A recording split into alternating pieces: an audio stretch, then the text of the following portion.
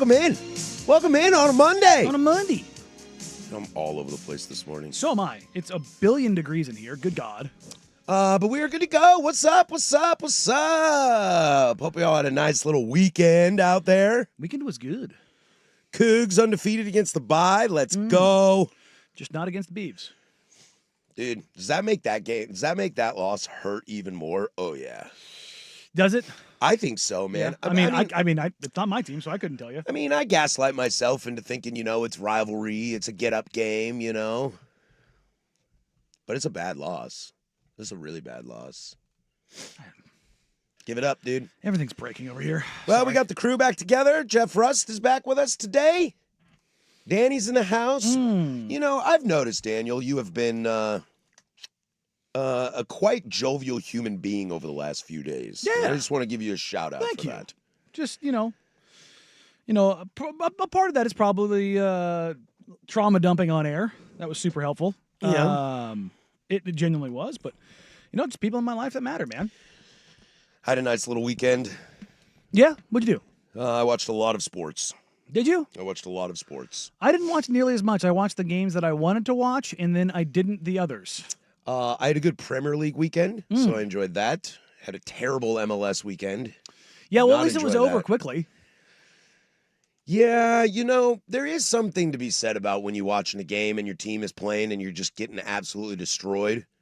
And all right, I can turn this off. Yeah. That's how we were texting on Friday about your USC game. And I was very, very excited that SC started to pull away so I could turn that game off because I was really struggling to watching that game. Oh, there was a 4-minute period in that game where I'm just sitting there laying down watching it, and I just throw my hands up in the air and just go, what the hell am I watching? It was just pure unmitigated disaster for every team, and I'm just like, this is the most chaotic football I think I've ever seen this team play in such a short period. And then they're like, all right, we're done scoring around, meow, and just took care of business. I was like, thank you. Thank you for allowing me to not pay attention to this anymore. Yeah. I ended up watching a lot of bad games for funsies. Oh, I think that's how sicko I got was I started watching bad games for look fun. at you. Yeah, I was glued to Cal Louisville, my Cal Bears. Oh, there you go. Glued to that game. Glued to my Wake Forest beating Virginia. There you go. I like to think Dickert did that for my Cougs. He was like, I owe you guys one. Simple things in life. Simple things in life. What other sicko game did I watch? Dude, I watched some Stanford, North Carolina.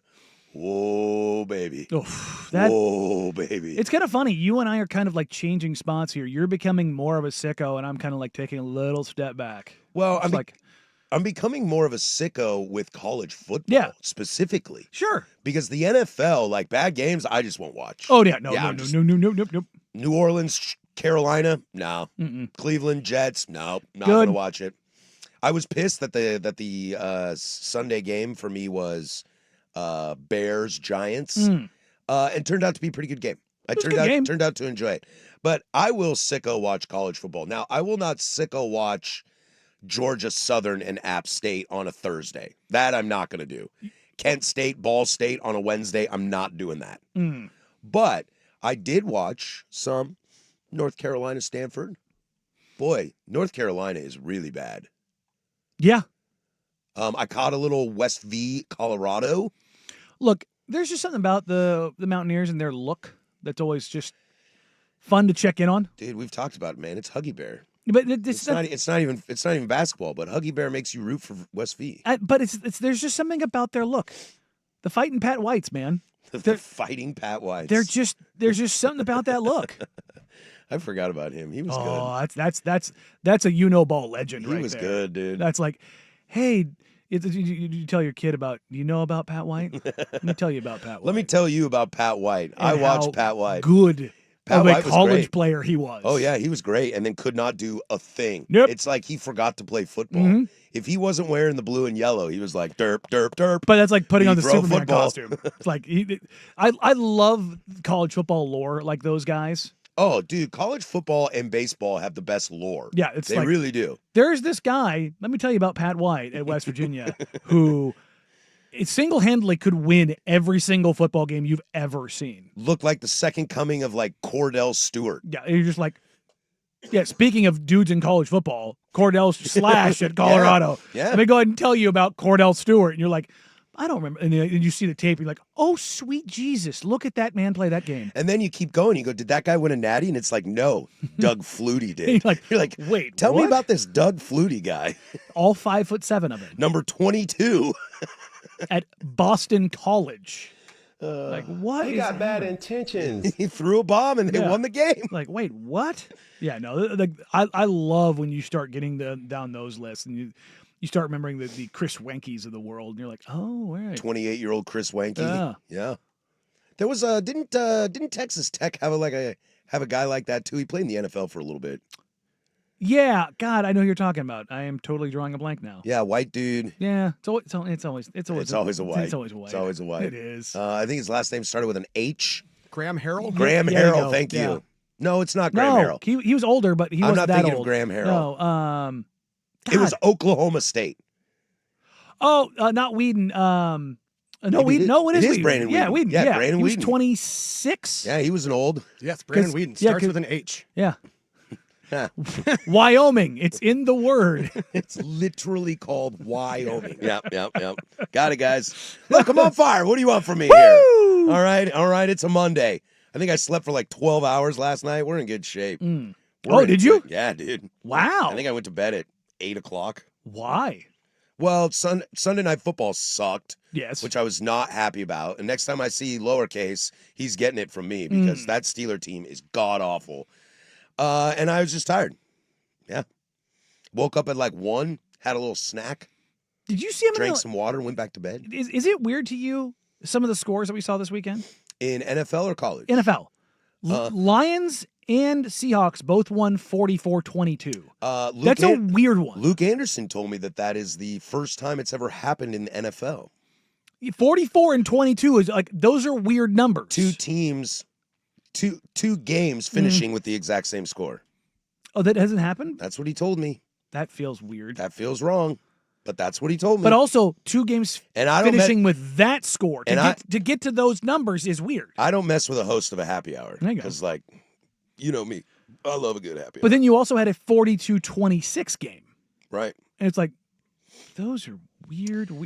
There weren't a lot of highly competitive football games this weekend. No. I mean, actually, there really weren't a ton in college either. There was the Indiana-Penn State game and the Oregon game, and that was about it.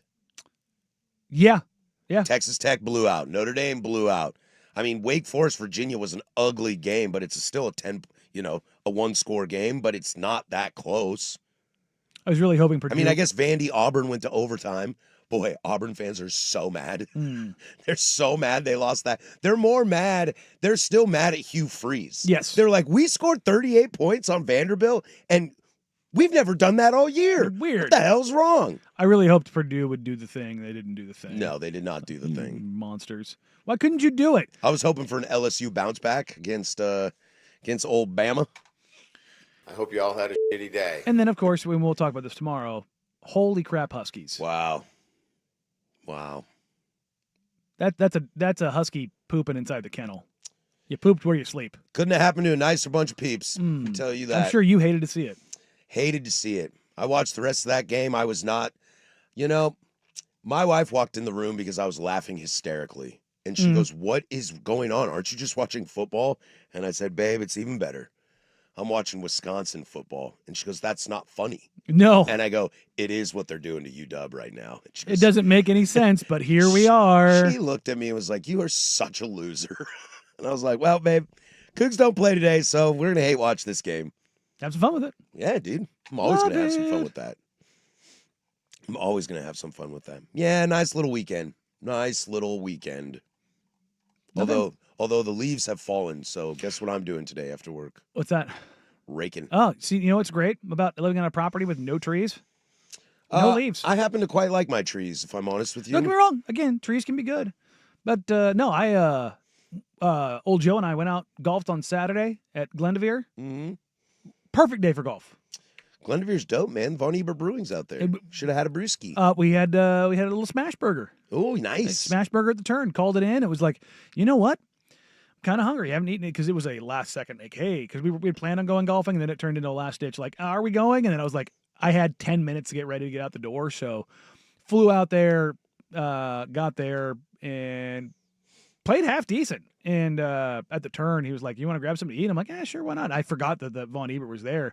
I'm like, "What do you usually get?" He's like, "Oh, smash burger." I go up there. I'm like, "Oh, that's right. I forgot this is here now." It's one of my favorite breweries in town. Tasty burger. The Von Ebes. Yeah, tasty Von burger. Ebert. Smashed that at the turn and shot a 91, 92. So not too bad. Well, it's a good thing you got a round in because life is not going to be good from here on I was out. hoping to get that was it. That might be your last round. That'd be the last round Yep. of the year, unless I want to go out there and like go down to Langdon and play it. Best drainage in the state. I heard that right here on the fan. But I don't know if I can do rain gear golf. I don't know if I can do that. Can you do like physical act? Like I don't care. Not even like sports or like an activity. If I am doing like yard work or something like that, like I can't do it with sleeves on. Like long sleeves. Oh, Like, yeah, I don't want to wear sleeves either. I could be out in the pouring rain in a t-shirt and be more comfortable doing that with like my shirt sticking to me. See, but I don't want to be the Dan Lanning wearing a cotton sweatshirt in pouring rain. Yeah, see, dude's a psycho, man. I would rather wear a do rain jacket. No, I would rather do that than wear the rain jacket if I'm trying to do something. If I'm just like if I'm at a game, like we're going down to USC Oregon, I'll have a rain jacket on just sitting there. You know what I mean? Yeah. I think outside. Yeah, no, I think I'll wear long sleeves today. I'll be hot. Don't like that. I won't wear a hat though. Don't like that. I won't wear a hat. Mm-mm. Dude, what is with the sweatshirt when it's pouring rain? I love it. No, I'm talking about Dan Lanning. Yeah. Like, I'm looking over at old man Ferentz, and he's got this like baller rain jacket Yeah. on. Looks thick, looks warm. It's got the little Hawkeye logo on it, one of the top logos in college football. It's so simple but so good. And I'm like, Lanning, you could deck out like that, dude. That guy looks like class. That guy looks like we're having Manhattans after this game. Yeah, but that dude is also sweating his balls off. Yeah, but he's not wet. He's not soaking wet. You know what I can do? What? I can change at halftime, or I can change after the game. I think he's crazy.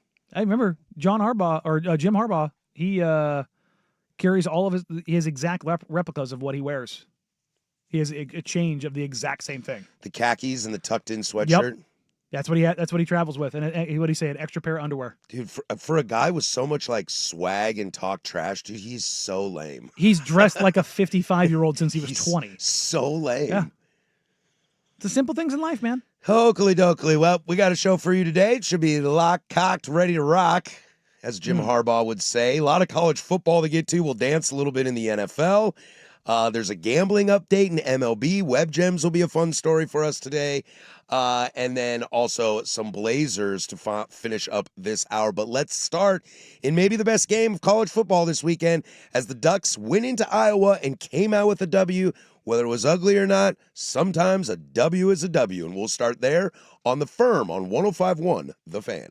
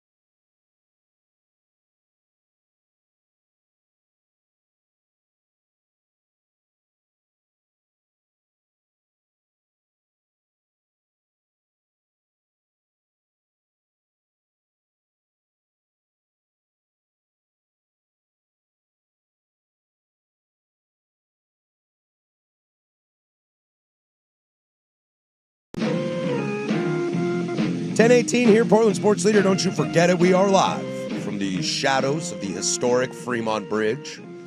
503-864-6326. That's the fan text line. She lets you interact with us throughout the entire day. You can also cruise over to youtube.com/1051thefan and hang out with us there. See our pretty faces. Get into the chat. We're always doing something stupid over there. I'll read some texts here. Dan said he wears it to feel like he's close to his players. You can't wear all that stuff. Talked about it on Primetime with the guys. Look, I know. I heard that. I heard that air live. Yeah. In my car. I am aware of why I'm going to he does embrace it. the suck with you. I am aware why he does it. Mm-hmm. That does not mean I agree with it. I'm with him. I know you are. And as the text line points out, you're an idiot. So they must think Dan Lanning is an idiot too. Dan's right together. Gotta say. Dan Lanning, Dan Meringue, and Dan the IT guy are in a room. The three strangest characters sitting together at one time. All right, you Dans ride together. There you go. There you go. You know, Shout out Dan at IT. I love that guy. simple things in life, right? Your Oregon Ducks, Danny, your Oregon Ducks defeat Iowa 18-16 in, for a low-scoring game, I found this game absolutely fascinating. I really, really enjoyed watching this football game. And I've heard people say this in the past, most notably, like, Andy Johnson said this. Dirt said this the other day. He goes, I'm so weird. I love a snow game. And then the snow game starts and everybody sucks and nobody can do anything. And I'm like, wait, this isn't great. This was kind of that, but the opposite. I thought, despite nobody being able to really do anything, it was still a very intriguing, I can't take my eyes off game. And I don't know if that's because we sit here in Duck territory. We are 105.1 The Fan, home of the Ducks. But I found this game massively entertaining.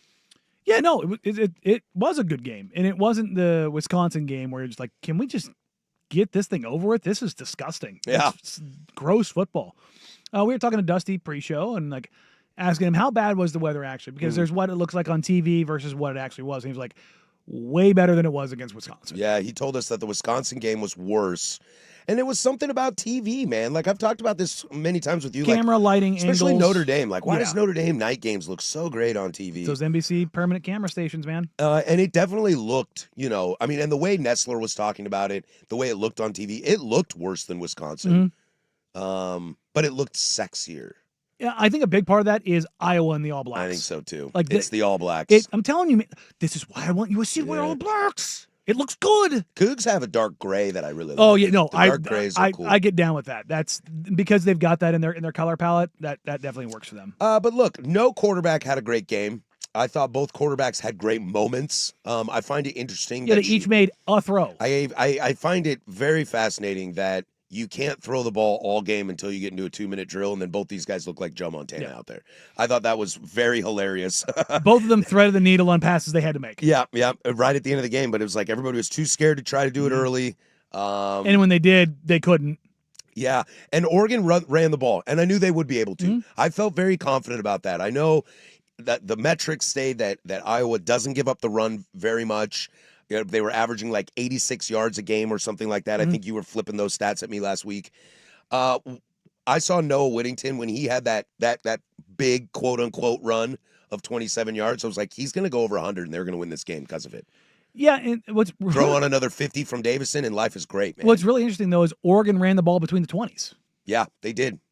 And that's what Iowa says. Like, go ahead. Yeah, they're like, show me. Go ahead. Because when we get in the red zone, you ain't getting it. I know. Even De'Aaron Hill, who's not like the type of back you want in that situation, he had some nice carries. Yes. He had some big moments for them. They had plenty of... Look, Oregon leads the nation in explosive runs. They came in, I think they had 54 or 55 explosive run plays, I think is what it was.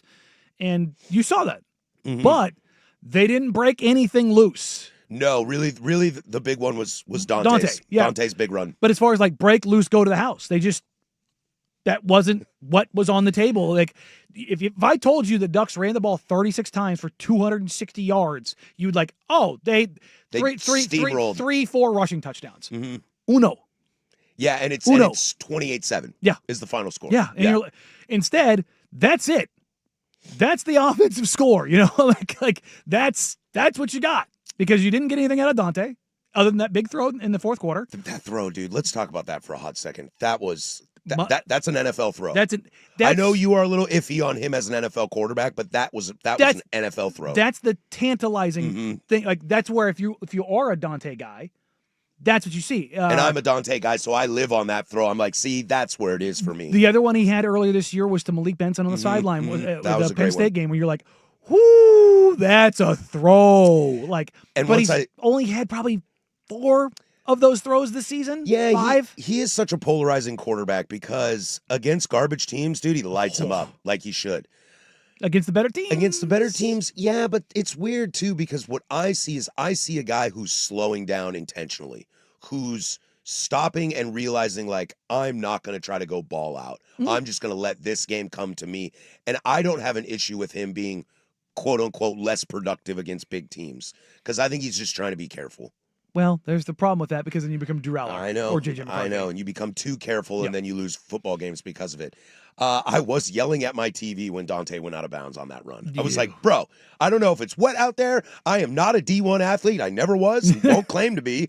I couldn't run that far and not get winded in any moment of my life. So I'm not trying to, but dude, pick up the pace, man. Let's go here, dude. You can take this to the house. And if you take this to the house, this game is over. Yeah. And he didn't. I was worried that he pulled up from a hammy, and they made it sound like on TV, Nessler was talking about it, and it made it look like he pulled up and had a little hammy. They asked Dan Lanning on the sideline. He was like, they go, is Dante okay? Is anything wrong with his hammy?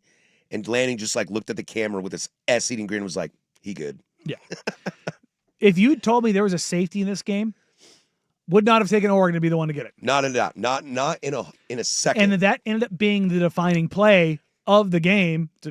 For those score-wise, are not aware, it was an 18-16 game. Shout out Sappington for stepping up and being nails. That was a big kick. It wasn't a 50-yarder. No. It's a 39-yarder where it was right where he wanted it to. It's a big kick, though. But for him to go up there and have it be nothing for him. Well, let's walk into this situation for a moment. Once again, Oregon has a team on the ropes. It's 13-7, still a one-score game. Yep. It's 13-7 going into the fourth quarter. And again, against a big opponent, the defense seems gassed. And I'm not saying they're bad because this defense proved a lot to me this weekend. I thought the corners played nice. I thought the D-line was insane. And outside of Tuiati bumping into his own dudes, I thought he was fantastic as well. But once again, against Indiana, against Penn State, and now against Iowa, you're giving up points in the fourth quarter. You're kind of letting teams back in. And Indiana was the better team that day, but that game Iowa wasn't. And Iowa was not. But that game was tied in the fourth quarter. Penn State, dude, they scored a touchdown, and the camera cut to Dan Lanning, and he looked at Tosh Lupoi and said, "It's over." And it was not. Yeah. And this is another team. Now, some of that is just desperation, and Gronowski was a baller at the end of that game. I felt so bad for him that they lost because he balled out in the fourth quarter. So I don't know if it's just a little bit of that, if it's Drew Aller's back is against the wall and he's got to make plays happen, and that's just kind of how the cookie crumbles. But this is another game in which the fourth quarter teams are getting back into the game. The pucker factor raises quite a bit. Very mumuch so. And that's a concern for me, and it should be if you're an Oregon Duck fan. So Oregon did an incredible job against Iowa in the run game defensively. They held them. The final stats is 43 carries for a 101, but you had the 39-yard loss that ended up turning into that. I take that out of the equation. I always do. So they held them to basically 3 1/3 yards per carry, which hell yeah, because this Iowa running game had been going. They had been pretty damn efficient. So you took that away, and you know that Iowa, no matter what the weather, is not really going to throw the ball over the field. But Iowa, as Dusty likes to say, pulled you into deep water, and Oregon's able to escape and figure that out. But defensively, they are maybe one of the best bend, don't break defenses in the entire country. Oregon finishes the night with 2 sacks, 4 tackles for loss. And a fumble recovery. But they are just... 2 of them. They are just not in the backfield, right? Almost ever. And you talk about this all year, but you're not getting past that first line either. It's where a little bit of the metrics are kind of misleading for Oregon. They don't give up big plays. It makes their defense, I would say, look weaker because they don't have high sacks, high interceptions, high TFLs. Exactly. Like, the disruptives aren't really there. And it's hard. Defense is so hard to metric out sometimes. But that's why I think this defense is incredibly underrated. But they stack up. They really do. They stack up and they don't let you get big plays. And what's the game about? Is it about how many yards you give up, or is it about how many points you give up? About how many points you give up. And so I think stylistically there is something there with Oregon where this gets interesting, and where I want to see this is the best offense they're going to play all year is in 2 weeks. Yep. Against USC. Mm-hmm. And USC is going to look to throw the ball. And it's going to be, now I know Rutgers throws the ball, but they didn't have a chance in that game. It's going to be the first time we really see a test for the secondary, especially the kids. You know, the freshmen, there's a lot of youth on that team. You got them in the back end, but you got some young guys on the edges. That I don't, I'm with Lanning and some of the other narrative of it's no longer these are freshmen and young kids. No. These are full-on starters in a Big Ten team that's going to a playoff. You're going to be 12 games in at that point, or 12 weeks in at that point. I don't care if you're a freshman or a sophomore with you got a season under your belt. Yeah, you're ready to go. So that will be the test for that secondary. But dude, that D-line, and maybe that's why it hasn't popped, because they haven't played an offense. They haven't played an offense that drops back and throws the ball. So if you're running the ball a ton, there isn't a lot of room for sacks. No. The fact that they had a couple against an Iowa team who literally can't throw the ball says something. Yeah. That means anytime they did try to get back there, tried to go back and throw the ball, that you were able to disrupt them. A big part of this story, big part of this game actually happened before this game even kicked off, and that was the news of DeCorian Moore, Kenyon Sadiq, and your right tackle being out for the game. Let's get to that, how that affects the game. And is that a reason for Dante's struggles? How do you prepare for a game that you've been preparing for 2 weeks, and then all of a sudden two of your biggest weapons are out? We'll go there next, but first we'll toss it to Rusty with sports. Now, from the George McCoy at Warren Allen Sports Desk, a Sports Center update on the Fan Sports Network, 105.1 FM and 1080 AM. First on The Fan, we'll have to wait until tomorrow to see what the College Football Playoff Committee thinks of number 9 Oregon's win over number 20 Iowa in the final seconds. We do know the AP voters not terribly impressed as Oregon falls one spot to number 7. Oregon hosts Minnesota on Friday night. Over in the NFL, the NFC East leading Eagles visit the NFC North leading Packers to wrap up Week 10 on Monday Night Football. 5:15 kick on ABC and ESPN. The Packers are 1.5-point favorites. Multiple reports say the Giants have fired head coach Brian Daboll. New York 20-40-1 with one playoff win in Daboll's 3+ seasons with the team. Offensive coordinator Mike Kafka has been named interim head coach. Commanders defensive lineman Darren Payne has been suspended by the league for one game for punching Lions receiver Amon-Ra St. Brown in the second quarter of yesterday's loss. Ian Rappaport of NFL Network reporting Raiders offensive lineman and former Duck Jackson Powers Johnson will be placed on injured reserve with an ankle injury and could miss the rest of the season. NFL insider Jordan Schultz reporting Bills rookie defensive end Landon Jackson tore his MCL and PCL in yesterday's loss to the Dolphins. And on the hardcourt, game number 2 of the 5-game trip for the Trailblazers this afternoon against the Magic. 4 o'clock tip on 2.2 on your antenna or Xfinity Channel 302. The Blazers are 2.5-point dogs. Shaden Sharp no longer appearing on the injury report. More sports scores and stories in 30 minutes. I'm Jeff Rust from the George McCoy at Warren Allen Sports Desk. Hurt and missing work, insurance companies acting like jerks. Don't call your mom. Call George McCoy at warrenallen.com. The home of Ducks game day. Before and after every Ducks football game this season. The Fan Sports Network, 105.1 FM and 1080 AM.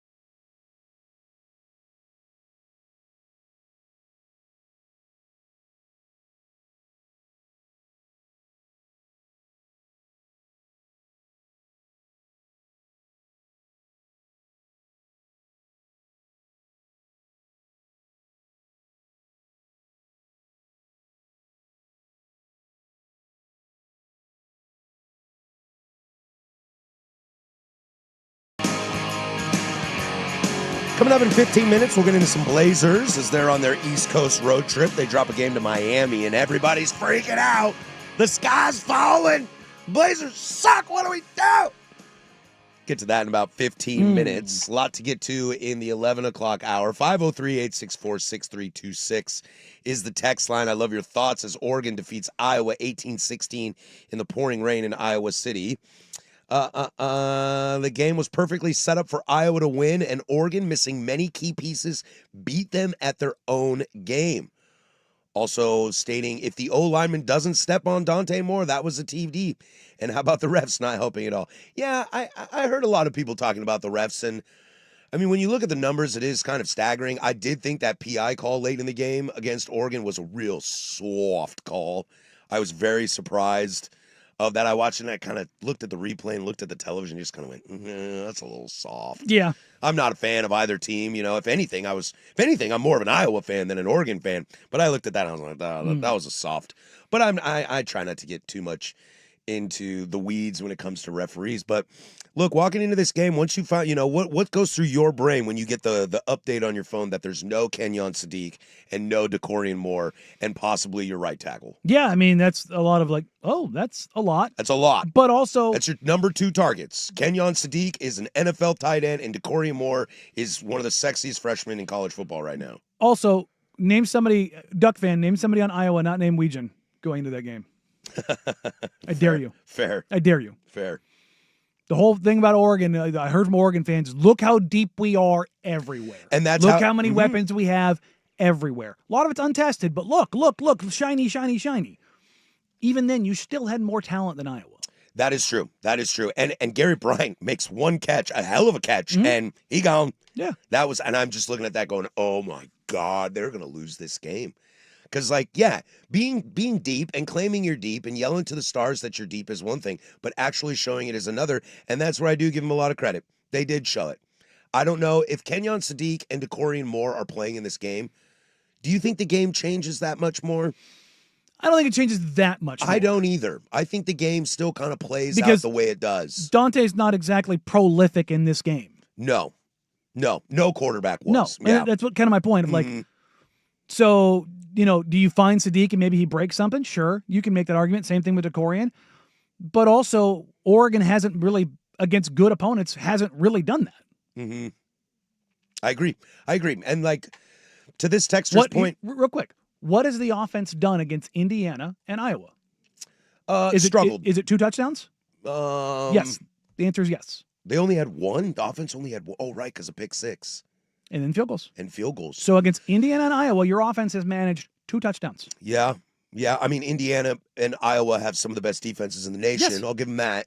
But I hear you. It's kind of like what I'm saying. I think this Oregon defense is very, very good. But they got very good. But they got a fourth quarter problem. And their identity is defense. Mm-hmm. It is run the ball in defense. That's it. Oregon really is kind of like they have fully evolved into Big Ten football. Yes. Lanning even said it after the game. He goes, it's the Pokemon evolution. They are a Big Ten team. They interviewed Dan Lanning on CBS after the game, and he was like, that's an old school Big Ten football game, is it not? I mean, if you had covered this up 18-16 and I didn't know the opponents, I'd go, Michigan, Iowa. Yeah, totally. Yeah. Seeing how many times the Ducks ran the ball, seeing how many times Iowa ran the ball, and then looking at the quarterback lines. Mm-hmm. 13 of 21 for a $112 and a pick. That is J.J. McCarthy. Yep. And that's why, like, I know some of you are texting in that are kind of like, you know, that's a bad take that they're not better. It's not that I don't think Kenyon and DeCorian could have added more to it. Of course, DeCorian Moore is a top 5 wide receiver in college football, and Kenyon Sadiq might be number 1 at tight end. Mm-hmm. And I don't know. Iowa's got some good guys too. But it's just how the offense was built and how the defense was, what the defense was giving them, the conditions that they're under, and everything they had to go through. It's not that they're not good players. No. It's that I don't think the game would have changed that much. No, and stylistically, again, Iowa, this is what Iowa does. And to your point on Friday, and this texter points out, they're mad that they agree with you, but they do. The question you asked was, if they get drug into an Iowa-style game, can they play Iowa-style football and win? And they did. And that's why I'm giving them their credit. And they were better the entire time. The only thing I will say, the only thing I will maybe knock the Ducks on a little bit, but I don't even know if it's a knock, is boy, Iowa wanted that game more. And the talent disparity is there. There's no doubt about it. Oregon is a severely more talented team than Iowa. Iowa wanted that game so bad. Their problem was that it wasn't that Iowa wasn't good enough to win, because they were. It was that they left too much time on the clock. Yep. That was the problem. Gronowski was classic college football. Yep. Like, I just want to win this football game. And you could see that, and maybe the refs saw that. Maybe this is part of where the refs come in. Like, the jump pass to nobody seems like intentional grounding to me. But, but I think they let it go because the kid wanted it so bad. And he scored that touchdown, and they thought they were going to win. And then all of a sudden, Dante could throw the football, and they won the game. Yeah. And again, that throw up the middle was a dot. Absolute dot. Absolute dot. And you're just like, well, that's that. What did you think of Oregon's going for the end zone on third down? I liked taking the shot. It was a bad throw. It was. I liked taking a shot. I thought that. I'm not sure where. To be honest, I'm not sure where I fall. Was that more of a we trust our kicker, or we don't trust like how the weather is right now, and we want to take this instead of squaring it? Or Sappington, did they know that, hey, I'm in range, either hash, doesn't matter, I'm good. Like, they're that comfortable with him? I think that's what it is. I think it's that they were happy with where the ball was. Sappington probably said, I prefer to be on the left hash than the right hash. And he was probably happy with it. And they said, you know what? Let's ice this thing. Let's take a shot. Let's throw it in the end zone. Kind of like what you saw at the end of the Indiana game, which we'll get to in the nooner. Like, throw it high so there's no chance of interception. No chance of a pick. But if the guy can go up and make a catch and just be done with it, we'll walk away. And if not, we're happy kicking the field goal. Yeah. I think that was the approach. A safe throw, which is probably why the ball was so egregiously overthrown. to me, it was kind of a passive aggressive play. Kind of, sort of, yeah. Right? Like, I was like, I get it, but also, I guess it's more of a play to win. It's more of a play to win, for sure. I think that's what it is. But I thought that was a little interesting, because I was listening to Jerry and Jorgie in the call. I was literally pulling in the driveway as I got to walk in and watch the kick, and I'm listening to it, and they're both like, they can run the ball here. They've got 2 timeouts. They can run the ball here. They've got 2 timeouts. They can run the ball. They've got 2 timeouts. What do you think we should do here? I don't know. What do you think, Tim? And I could hear, like, why aren't you running the ball? Like, because they didn't, to their credit, and to what I think where my mind was like, you want the least amount of time on that clock as humanly possible. And I think that's why they took a shot. Yeah. I think that's why they ran a play and not a running play, because you don't want to turn the ball over. But there's also where Sappington should get a lot of credit. We haven't mentioned it yet. The squib kick. Yeah. Perfect. Dude, perfect. Special teams on a whole. They didn't let that kid touch the ball once. But also, that shows you the unabashed fear. That was that Legion strikes. Like, it's like Devin Hester fear. You're just going, not a chance, dog. You're not touching this ball. I mean, that's the ultimate sign of respect. Of, nope. You're the most terrifying returner in the country, and it's not just like you can catch lightning in a bottle. We know you can do this. Yep. So we're just not even going to give you a chance. We'll circle back around on this in the big nooner as Oregon takes down Iowa 18-16, sets up for a good game this Friday against Minnesota back home in the friendly confines of Autzen Stadium, and what this win can do for this Ducks program going forward, where the schedule. Look, there's like one landmine left in the schedule, in my opinion, and if you can get through that, this team is playoff bound. So we'll circle back in the big nooner. But when we come back, Blazers are on their East Coast trip. They drop one to Miami on Saturday night, and the sky is falling. What do we do? Blazer Talk next. 105.1 The Fan.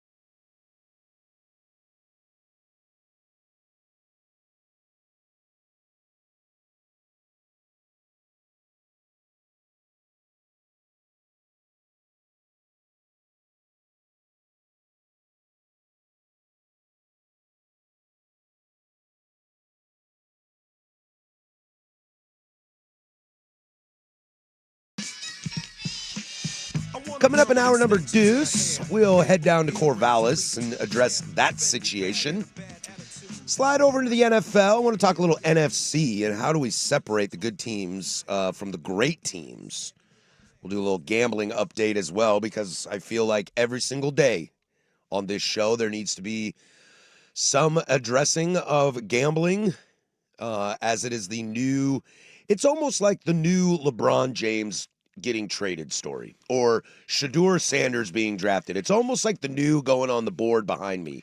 It is and it isn't in the sense of like, because there's always new information. It's a new case. Right. We have the Eastern Michigan ones, and then we had the other ones pop up. Was it Arizona State? Mm-hmm.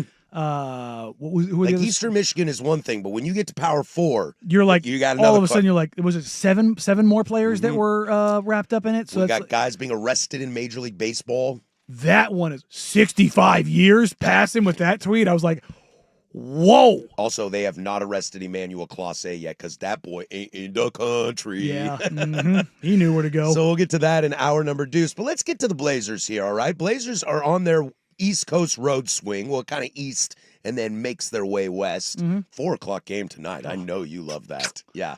Daddy's home before 9 o'clock. We'd love to see that. I know you love that. And real quick, tonight should be a great test for this Blazer team, especially coming off this loss to the Heat, because the Magic are struggling. Yep. They're struggling. They don't big make any time. sense. This Bane thing looks like a disaster, especially for how much they gave up for him. So it'll be fun to see how that goes in. But we were talking a little bit before the show, Danny, and I'd love to get kind of your thoughts on this.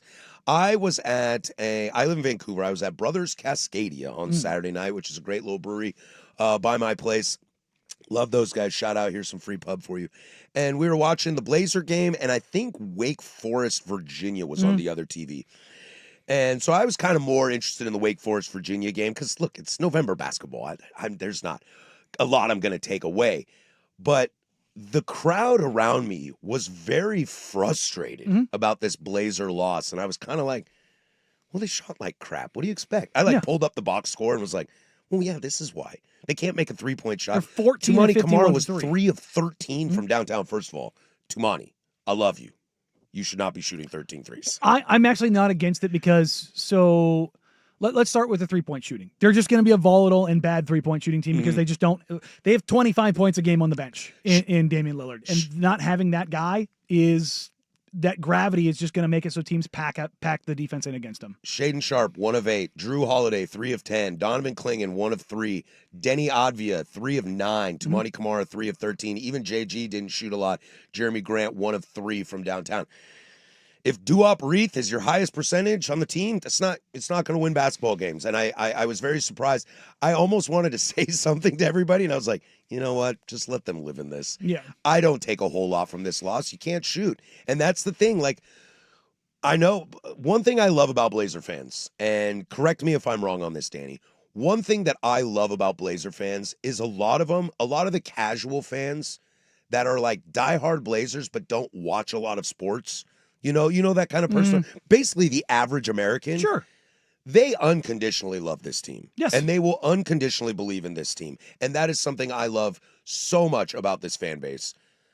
But let's also be real with ourselves. They shot terribly. They lost a game in Miami on the road. I'm good. Where they got there on Friday night. Yeah. Just want to.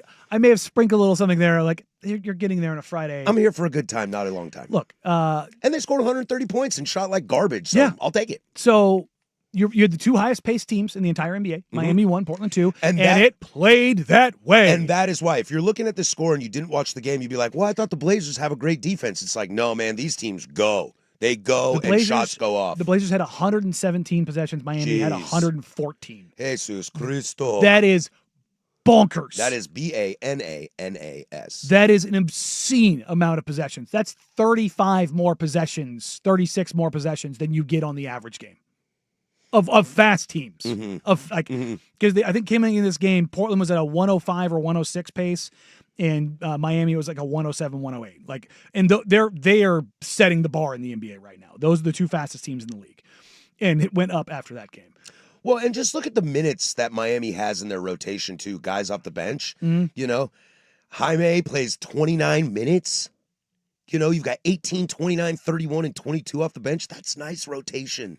where Portland had to lean heavier. 2 played 39, Denny played 36, Drew played 35, and then after that, I mean, Shaden's numbers are more than normal because I feel like he's been around 24. It's almost like a load management with him. With the ankle, Yeah. it's certainly a thing, and you can see him not have some lift, but also that dunk that he had when he broke through for the N1. Holy crap. Also, from being a garbage defender to a not bad defender, I'm kind of here for it. Also, Shaden. Shea getting 5 offensive rebounds. Big, dude, big. Those are numbers he doesn't get last year. That's the thing that I've said. Like, look, I've been critical on Shaden on his shooting. His shooting has been horrendous. There's a moment in this game where he had back-to-back rim finishes, and it was like, yeah, dude, attack. That's what you're really good at. Attack and finish at the rim. Denny shouldn't be the only guy going straight to the rim. No. Shaden should be there with him. And then Shaden pulls from like 30 feet early in the clock over the screen, and I'm just like, I know. Me and Joe are sitting there watching it, and we both went, Patrick Ewing, what is that shot? Do you practice that shot? What is that? What are you doing? Like, you are not hitting that shot. I like that you have confidence, but like, maybe like there's like 4 people in the league that hit that shot. But one of them's sitting on your bench. Yeah, actually. dog. Like that's the 30-foot pull up early in the clock over the screen is not in your bag, and you have not shot the ball well from 3 at all this season. In fact, you've been atrocious. I think from I saw. that spot. I think I saw. He is the worst volume 3-point shooter in the league. Yeah, I mean, I think he's shooting like 24% from 3. It's bad, but his rim finishing was stellar in this game. You know, he went 1 of 8 from 3 again, but 9 of 19 from the field. So that means he went 8 of 11 on 2s. And that's really good. And that's why I'm not concerned about Shaden Sharp. The shot will correct itself. The ball will fall. Does it though? And if the ball starts falling and he can keep this up, all right, 9 total rebounds, 4 defensive, and he can keep that up and shot starts going down, that's the player you re-sign for 4 years. The other problem is 6 turnovers. I know. For to have 6 turnovers and 1 assist, that's rough. And then I think that's, again, a part of him not knowing where to go, when to go, how to go within the flow of the offense. Tiago, I really like this change. I mentioned it on TV a couple nights. Oh, no, I mentioned it with you, and we talked about it on TV after the game. They got me all wet. The first rotation. Did you see who came out? I did not. Jeremy comes in. Denny comes out, not Shaden. Oh, interesting. Which puts Shaden more in a creation role. It puts him up higher in the pecking order. That is a change. We talked about it a couple games ago where Tiago said, hey, Shea, you're going to be the only guy going to handle the ball out there. Carry the offense. Figure it out, dog. Right. So Tiago's giving Shea, like trying to give him these opportunities. And you want that. Yes, because you look around and you're like, so Blake Wesley had the surgery on his foot. He's out till mid-January, maybe the All-Star break by the time he fully comes back. Scoot probably out until Christmas. Dame's out for the year. Tease is out till probably, I would imagine, Christmas, maybe. Right before Christmas, I would imagine is probably where this all kind of comes around. Maybe he comes back a little bit sooner, hopefully. But you just don't have guys. You don't, like, so it's one of those things where somebody's going to have to pick up the slack, and Shea has not picked up the slack as a creator yet, not even for others, but for himself. And so Tiago's trying to put him in this position of like, hey, go do this. On the good side, I thought you saw Donovan have one of his better defensive presence games. And for whatever reason, Miami decided they wanted to throw a lob over the top 5 different times, and Donovan just like deflected it or interrupted it over and over and over again. Boy, remember last year when we just kept hammering on Donovan's not in NBA shape, not in NBA shape? Boy, he looks like he's in NBA shape to me now. He is getting there at least. But he also only played 21 minutes because the pace that they played at, that is just a very, very, very large man. And that's going to be just a matchup situation, you know? And I bet you without Bam in that lineup, they could run faster. Not only that, not to bash on Bam, because I love Bam. Where may be a 7-footer, where is an athletic 7-footer? Like, that's what he does. He is a guy that can get up and go for his size. Real quick, this texter, I know everyone wants to hammer on Shea for his shooting, but when do we also touch base with Toumani Camara, as his offense altogether hasn't been good either? Look, that's what I'm saying. Oh, yeah, for sure. And that's what we are saying. I think Toumani... But also, who's being asked to do what offensively? Exactly. That's exactly what I was going to say. Toumani, I don't want him shooting the ball 13 times from beyond the arc, but his presence, his defensive necessity, what that team needs from him allows us to not worry about it. Plus, like you just said, Tiago is not asking Toumani to shoot the ball. He's probably just taking what they're giving him. And I bet the defense is going to let him shoot all day. And Tiago and that coaching staff, they are going to tell if they're going to leave you that open, you need to find a way to convert this shot. Take the shot. Like that's what has to happen. And here's you are an NBA player. If you're wide open, you should be able to take a shot. You lose this game by 5, you're 14 of 51 from 3. You hit 2 more threes. And this game's over. And again, 2 more threes. They shot 27.5% from 3. Yeah. They still aren't lighting the scoreboard up. They're shooting what? At that point in time, they're 30% from 3. Sky is not falling. So let's say if they had a positive 3-point shooting night, let's say they went 19 of 51 from 3. Blowout. They walk away from this game. Yeah, and that's the conversation. Everybody, we have this. I feel like every time we talk about the Blazers, we have this conversation on the YouTube chat all the time about imagine Damian Lillard on this team. Yeah. And that's it. But the reality is he's not. So if they can find somebody to consistently score, and that's probably why you're as hard on Shaden as you are, is because this team desperately needs consistent shooting, and he's supposed to be the guy, and he's just not there yet. He might be. He might not be. Should the Blazers have been better defensively against Miami? Yes. They should have. I don't know, man. The pace is pace, though. Yeah, but also, for the first time all season, they didn't force 10 steals. For the first time all season, they were upside down in the turnover margin. They gave up 20. Miami only gave up 14. And I think that outside of the shooting, the number one indicator of this game was who takes care of the ball better. And that's where, and this isn't just poop on Shaden, but Shaden having 6 turnovers by himself makes it one of those things where like, ew, that's tough. But if you're looking for a positive, Denny. 33, 11, and 8. He's the guy. He is just doing it. He is just doing it. Did he make the All-Star team this year? If he's playing, he did not 33, but I think he's averaging 24, 7, and 4 now on the season. I'd love to see Denny at the. I mean, if he's 20, let's put it this way: if Portland is somewhere between 6 and 7 in the standings, and Denny is averaging 24, 7, and 4 on 48, 37, 80 splits, he should be an All-Star. Yeah, I agree. You think you'd partake in like the dunk contest? Absolutely not. Absolutely not. You wouldn't do any skills competition? Denny very fast, Denny not very vertical. Don't get me wrong, he can get him and turn it over. Jump high. He is a straight line athlete, not a burst athlete. All right, we come back. We'll get into hour number deuce. We'll head down to Corvallis. A lot to get to. We'll get into a little NFL chatter as well, plus some gambling stuff. Stick with us. We're having a good time. That's Danny. I'm Patrick. 105.1 The Fan. Not available.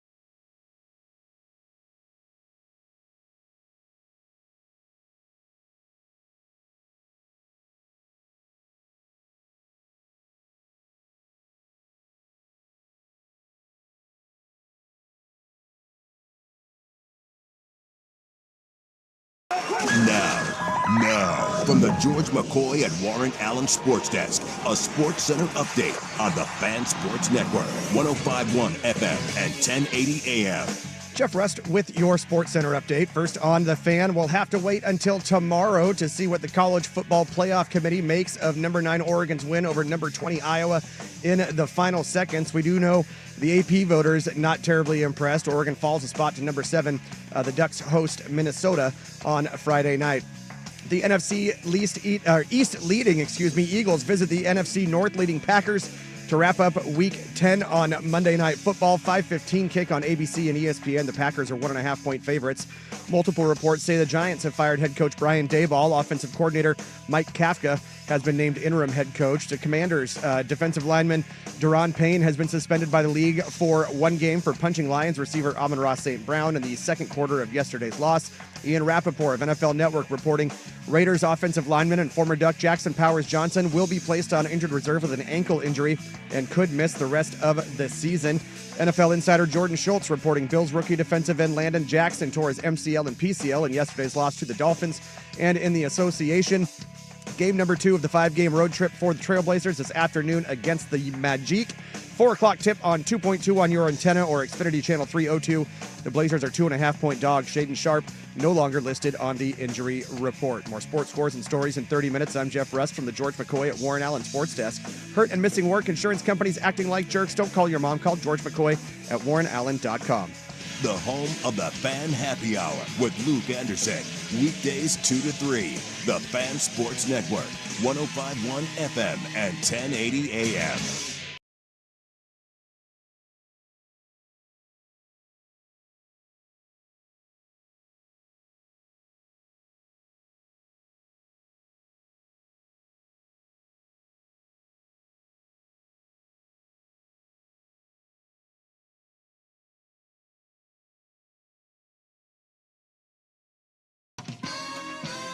All right, hour number deuce. Thanks for being with us. If you missed any of the first hour, you can catch that on the Odyssey app, 1051thefan.com, wherever you get your podcasts. If you want to go back and check out other people's shows, whether it's the Sunrise Guys or Primetime, find that wherever you find your podcasts or the Odyssey app, or jump over on the YouTube. So you can fast forward, rewind on any platform you're listening to, except for Into the Future. For that would be impossible. Coming up this hour, little gambling update on some situation in the Major League Baseball, which does not look very good. And we'll dive into a little bit of NFL chatter, but I want to get back into college football here. I'm going to read this text. Why isn't Barnes gone as of already this morning? I have no idea. Yeah, you did lose to the likely worst team in college football in Sam Houston State. Yeah, I was looking at SP Plus last week. I've been keeping an eye on this, and they were the second worst behind UMass last week. Let's put it this way. The win against Oregon State did not move Sam Houston State up anymore. Think about that. That's how bad because Oregon State was like 112. That's how as bad they've been now. Look, it's a really, really rough look, and I finally saw a banner hanging from the stands that said Fire Barnes. Nobody's in the stands. That's how you do it. You vote with your dollar. I don't really know what to say because part of me has to sit here and like do my job and tell you that like this is a really disgusting loss. But as a fan over here, it makes 2 weeks ago look even worse for old Patrick's Cougs. Yeah. What's our 7 degrees of separation? Yeah, Dirt was telling me about that. You can chase this all the way to Alabama, that Sam Houston State is better than Alabama because Sam Houston beat Oregon State, which beat Washington State, who blew out San Diego State, and then you continue all the way up till you get to Florida State, who beat Alabama. There you go. There you go. Yeah. So Washington State elite. Yeah, Sam Houston. Natties. I'm sorry. Sam Houston elite. National champions of 2026. Do love that. I don't really know. I think if anything, it's the president. That's what it is. I know. It's the president of the school. She has no idea what she's doing. If you're searching for answers on how they can play a very competitive game against Washington State, a rivalry for those that want to make it a rivalry. I thought you were supposed to hate each other in the rivalry. I do not hate my brethren at Oregon State. In fact, I love them, and I fair enough. And I feel for them, and I sympathize and empathize with them. But the reality is the reason you can do that and then no show in this is because it's lack of institutional control. And to your point, Danny, it starts at the top and trickles all the way down. Look, Akey is not your guy going forward. You know, I have my plenty of experience with him at Wazoo, and I also saw him at Idaho, but he's going to be a stabilizer.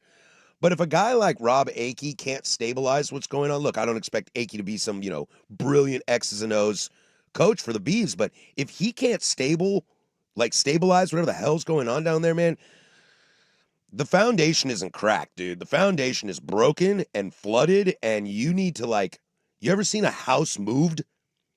Like, you ever seen a house on a trailer moving? Not like a mobile home. Yeah. Not a manufactured home, but like a house. Like, that's what you got to do. I lived in one. Yeah. Yeah. Yeah. Lived in a trailer park. You got to tear the whole thing down. Unless let's be honest here. Unless you don't care. Unless football, maybe that's what they're telling us. Well, not only that. Maybe they're telling us that football is no longer a priority at that school. There are plenty of Power 4 schools. I know Oregon State is not a Power 4 school currently, but there are plenty of Power 4 schools that do not care about football. Look at Purdue, #1 team in college basketball. Can't win a game in the Big Ten. I think that the moving the house part of that is actually pretty apt in the sense that, good job. Thank you. I do this for a living. It's when you move that house, you can't leave the cinder blocks. That's the thing, is that's what it feels like. Because if everybody's ever seen one of these houses, again, I lived in one. It's there, and there's little wheels that are underneath, kind of a deal that kind of help you position it. But then you lock them down. The foundation isn't real; it's cinder blocks, and that's what this feels like right now. It's propped up on blocks. It has to be taken down to the studs, and a foundation needs to be built. I don't know if it's that they don't care. I think it's that they don't know that they don't care. Oh, they haven't decided if they care or not. No. I think they don't know. As in, I think she has no clue. Because we know Barnes has no clue. I don't think the president knows that she has no clue because she's just deferring to the guy that doesn't have any clue. She's like, she's John Hamm in the Madman meme. She's like, Oregon State football is like, what are you doing to me? And she's like, I don't even think about you. Yeah. Yes. She's like, that's not my department. Yeah. I hired somebody to take care of Yes. that. I am a president of a university, the school, the education. I will tell you. This was the thing that popped up when the Pac-12 dissolved. Arizona State was this. And it was like, we don't really care. Arizona was this. UCLA is this. So that was something that was kind of pervasive throughout the Big 12. Now this is the Pac-12. This is where I might go to bat for her, for the president of Oregon State. By the way, folks, this is Patrick Harris, not Danny Moran. There is something, I think about this with my school, and I think all of you, I challenge all of you to think about it with your school, is I would love a president that doesn't care about sports. I would love a president that wants to build the academic profile of the university to be the best they possibly can, whether it's engineering at Oregon State, veterinary at Wazoo, med school at UW, or journalism at Oregon.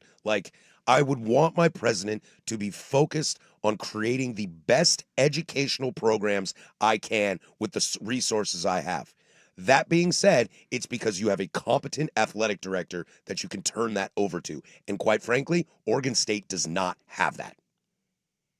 She can be absolved from football. She can not care, and I don't even think about you. I've got no problem with that, as long as you have the competent person in that job.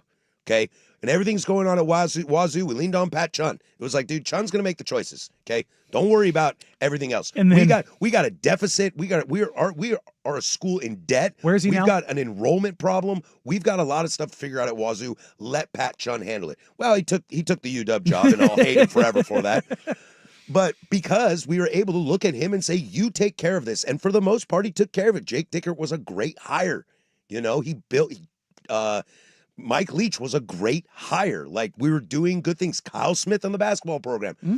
You can do that if you have a competent athletic director. And quite frankly, Scott Barnes has not shown me in any case over the last decade that he is qualified to do that job. No. And I would argue against the idea of having, just empowering your leadership. It's something that needs to happen, but I think presidents need to have some sort of time. I think presidents at this point in time need a vice president for the education side, and they need a vice president for the athletic side. Yeah, the only reason that a president needs to be involved in sports decisions is just because of how much money is on the table. That's why. But they that's don't what I need to mean. be sports fans, but when money generated for your university is at that amount, whether you're Sam Houston State or Ohio State, that's matters. still a lot of money coming to your program. You just paid Sam Houston State over $1 million to beat you. To beat you. Was it 1.2? I think is what it was. I don't remember. So I am not adding. I'm never for adding layers to bureaucracy. I think it's one of the worst things that we can do. But I love the way Dusty has always put this for years. I can't remember who originally said it, but athletics is the front porch of your school. You want your front porch to look good. Yeah. You want it to look nice and clean and kept up and not crazy Patrick sitting there with a bottle of whiskey. If you are going to be, you can have that. You can. I am fun. I am a lot of fun. You want to come sit on my porch, drink a bottle of whiskey? We're going to have a blast. But somebody's got to be inside the house making sure that you're not getting off the porch or not grabbing the shotgun when somebody comes up. You know what I mean? Like enter preschool. That's why I love her. Exactly. But I think if you're going to have a president that is the education only, there needs to be somebody else that oversees that way the AD can't run rampant. And that's what we're doing here. Hey, I've got a good women's basketball program. Hey, I got a good men's baseball program. And it's like, yeah, dude, but football has to be competent. And your men's basketball department is what? Look, you can have bad years. Yeah. I don't think that just because, should Purdue's AD get fired because they can't win a Big Ten game? No. But, this is so far gone. This is so out of control. And to the question of isn't she responsible for hiring the AD? Yeah, she is. Therefore, it's irresponsible to figure it out. And that's why if you're going to have somebody in that position who doesn't, because look, the old fuddy-duddies, it's education. And I'm one of those guys. Look, I love sports, and sports created a job for me. But when I look at my alma mater, I am way more focused on education than I am sports. But the breakup of the Pac-12. But really push that narrative with But me. there's also a but there in the sense of if you were going to spend money on sports and you're going to be a revenue generator and all these things, you have to have somebody in that decision-making room who has real ties to the athletic side of your university that understands it all, because that is the clear line. Look, USC went through this. Getting Jen Cohen in, taking her away from UW was huge. It was huge. And then guess what they went and did? They went and got Chad Bowden from Notre Dame. Yeah. Did it help with recruiting? Yes, but it also got the through line from Bowden to Cohen down to Lincoln Riley of hey guys, here's how the line is going to go. And since Pete Carroll, they haven't had that. It was a complete and utter disaster. And then you figure it out. You have to. And sometimes that means making hard decisions. Yeah. And I think we're at a point now where don't go to games. Show them. Yeah. It's too late now because they don't have any more home games, but don't go to games. I was of the mind early on of show up and tell them how you feel. Yeah. I have moved completely to the do not go. Yeah. I'm only going because I want to see my team. Yeah. But do I wish it was somebody else than Oregon State? Yeah, I do. Because I don't want to give that place money. No. You would have rather have gone down to Eugene, right? Without a doubt. Happily gone down to Eugene and lost by 30. Happily. Had a good old time and been hey, all right, cool. Yeah. Fist pump some ducks, say good luck. I hope you have Notre Dame in the playoff because that would be a wild situation here at Autzen, and lose by 35 and not care. Instead, you went down there. Instead, I went down there and lost by 3. To Oregon State. To the worst team in all of G6. They are. They're the worst team. Yeah. You lose to Sam Houston State? Yeah. Do you lose to UMass on a neutral field? You got to wear that. Yeah, man. You got to wear. Well, neutral field, they might be okay. It's just they just can't play they can't play anywhere but home, so maybe the neutral field is tough too. Oregon State favored on the road against Tulsa this week. Get out of I here. have no idea how that's possible. All right, let's get out of this. When we come back, we'll dive into some NFL. How do we separate the great teams in the NFC? Because it's starting to get a little packed up near the top. We'll do that. 105.1 The Fan.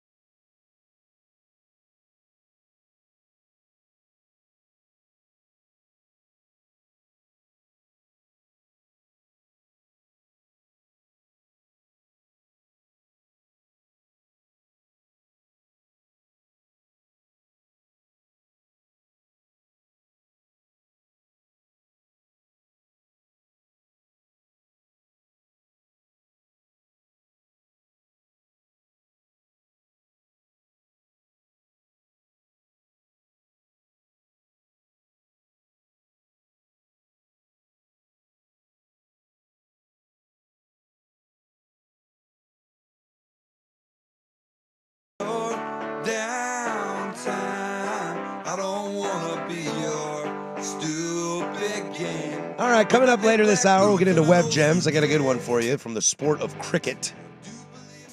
We'll have some fun there. We'll talk a little gambling here in a moment too. But let's slide over to the NFL. All right, had a good little weekend, and did you know you can't count on much, but you can always count on Sundays with the NFL on CBS and Paramount Plus. Stream your local NFL game live every Sunday all season long, starting at just $30 for your first year. That's like $250 a month. Visit ParamountPlus.com/NFL to get started today. Nice little NFL weekend. Again, I'm really frustrated with the game last night because I was really hoping that would be a good game. I'm frustrated with that Miami freaking Buffalo game. What the hell? Dude, I'm on this train now. Get rid of McDermott. Oh? Yeah. I'm out. I've never been in on him. You haven't. No, I like even before you and I got together doing this show, Danny, like I got a bunch of friends that are Bills fans and they're all like, "No, we love McDermott." I'm like, "I don't know, man. I don't see it." You know, that team is so coordinator dependent. You got A-chained. Yeah. Yeah, dude. That team, do you see them in their locker room rolling each other around in like laundry bins? Yeah. Like you just fixed the culture in Miami? The hell? That's not supposed to happen. Their culture is so bad that you're supposed to win football games. Yeah, I don't understand. But my thought process takes me to the NFC, and we'll get into Monday Night Football a little later in the show, probably in the Big Nooner. Who's the best team in the NFC? I'll just say it plain and simple like that because there's a lot of teams at the top, and I can't discern who I think the best one is because the one I keep leaning towards, I say, no, it can't be that. It can't be that, can it? Because I think it's the Seattle Seahawks. I think they're the best team in the NFC. And I've been kind of riding their praises all year long. I just think that defense is nasty. I mean, Arizona sucks, but you did what you're supposed to do. The Rams are really good. The Bucs, if they can get healthy, are really good. We'll see Packers and Eagles tonight. The Lions look the part. Because I think right now, if you are in the NFC, that they're the two teams with the two best records in the NFC are the Seahawks and the Rams. Do you know which teams have the best point differential in the NFC? Ooh, is it the Seahawks and the Rams? Seahawks and the Rams. Nice. So it's just because they're not sexy. They aren't very sexy. Neither team is sexy. Only the Colts have a better differential than both of them. That's what I mean. Like, so part of me wants to go, they are good teams, certainly. And the thing that's interesting about both those teams, the Seahawks and the Rams, they're 4-0 and 4-1 away from home. Mm-hmm. Seattle's 3-2 at home, and the Rams are 3-1 at home. Let's not forget, Seattle should have won that game against San Francisco. Yeah, they should have. Because as Brandon on the YouTube chat points out, that I'm about to buy a condo on Sam Darnold Island. Mm-hmm. You best believe it. He's been really good. He's been really, really good. I'll also throw the Lions in this. Look, whoever wins Monday Night Football tonight is gonna make a statement.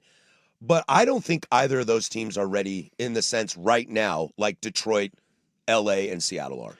I would put Tampa in there if they were healthy. Exactly. That's like they dropped the game this weekend. But they had some life in a game that I thought was over. Yeah. And they threw some life back into that and game. And that's Baker. For them, it's injuries. Like it's 100% like. And it's going to cost Baker the MVP. Yeah. And it's like, I know some Niner fans are like, we're injured too. I'm like, yeah, but when you're healthy, I still don't believe in you. Mm-hmm. I just don't. Whereas with Tampa, even with the injuries, they're in it. They're in it every freaking week. They are there. They are a team that you're just like, man, they won't go away. They just won't it's full on Monty Python. They'll gum you to death. And you're just like, good God, this team just doesn't die, man. You cut off its head, it just keeps coming after you. It's like, what the zombie football is this? Right. But Seattle and LA are just, for whatever reason, they're not sexy at all. But they're pasting teams. They're just waxing teams. Most points scored in a game this season, Seattle has like 3 of the top 5. And it's like, and I sit here and talk about their defense. Why I love Seattle so much. Sam's playing great. You know, I've been a believer in Sam Darnold all year. I did before the season started. Darnold's been great, but that defense is elite. But if you're scoring 3 of the top 5 scores of the season, like. That's impressive. And I know they had 2 scoop and scores yesterday. Mm-hmm. Turns out Lawrence is a pretty good player. Yeah. And so that will always inflate those kind of stats. But there's a but here with Seattle. What's that? Who have they played? Their losses are to the Niners opening week and to the Bucs. They get the Rams this weekend. This is who they've beaten this year. Steelers 31-17, Saints 44-13, Cardinals 23-20, Jags 20-12.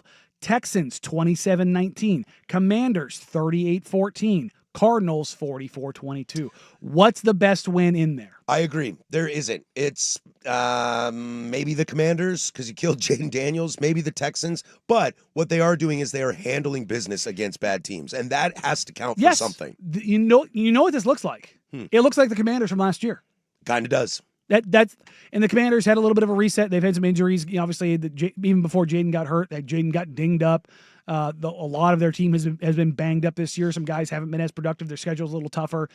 And this is why you get the worst to first or second worst in a division that pops up to run the division kind of a deal. Because when you're bad the year before, you get what should be an easier schedule. So it keeps this churn and this cycle going, which all of a sudden you start wondering. You start asking the question, is this team actually good? Well, we're going to find out against the Rams. I can play transitive property with the Rams too, though. These are their wins. The Texans, the Titans, they lost to the Eagles, a win against the Colts, loss against the Niners, and then Ravens, Jags, Saints, Niners. What's their best win? The Colts? Yeah, it's Colts, hands down. But we've kind of soured a little bit on the Colts over the last few weeks. I still think they're a very good team, and Jonathan Taylor might be the MVP. But I don't think they have real wins under their book either. Meanwhile, the Lions, their 3 losses. Now, that might be the team you're talking about. Opening week against the Packers, they lost. Weird game. They look like garbage. They lost to the Chiefs on the road, and they lost to the Vikings in a one-score 27-24 game. In a weird game as well. Their wins are beating the living crap out of the Bears against the Ravens at the Ravens in that 38-30 game, which was not a 38-30 game. They pasted the Browns, pasted the Bengals, pasted the Bucks, and pasted the Commanders. Those are better wins in my book. Do we just convince ourselves it's Detroit? I think it's Detroit. In the NFC, I think it's Detroit, it's Philly, and it's Tampa Bay. Also, shout out that Commanders player who decided to take a swing at Amon-Ra St. Brown with his helmet on. Also, did you break your hand? Also, of all the wide receivers to swing on, the guy that wants to run block you into another dimension, who wants to put hands on you at all points in time, that's not the guy. If you're going to swing at a wide receiver, go swing at CeeDee Lamb. Was this like a political statement? Is it because Amon pointed at the president and shimmied his shimmy? And I don't know. I couldn't tell if Amon was like making fun of the president or like, I'm on your team or what. Like, or he's just being a weird wide receiver. Maybe just weird wide receiver. Those guys are weird. Well, have you ever heard that family talk? No. They're a different family. Okay. Dad has had them working out on like an elite athlete workout plan since they were like 7 years old. Oh, you're not supposed to do that. Oh, that's not healthy. They love it. Oh, wow. Like they are brainwashed, but like positive brainwashing. Like they love it.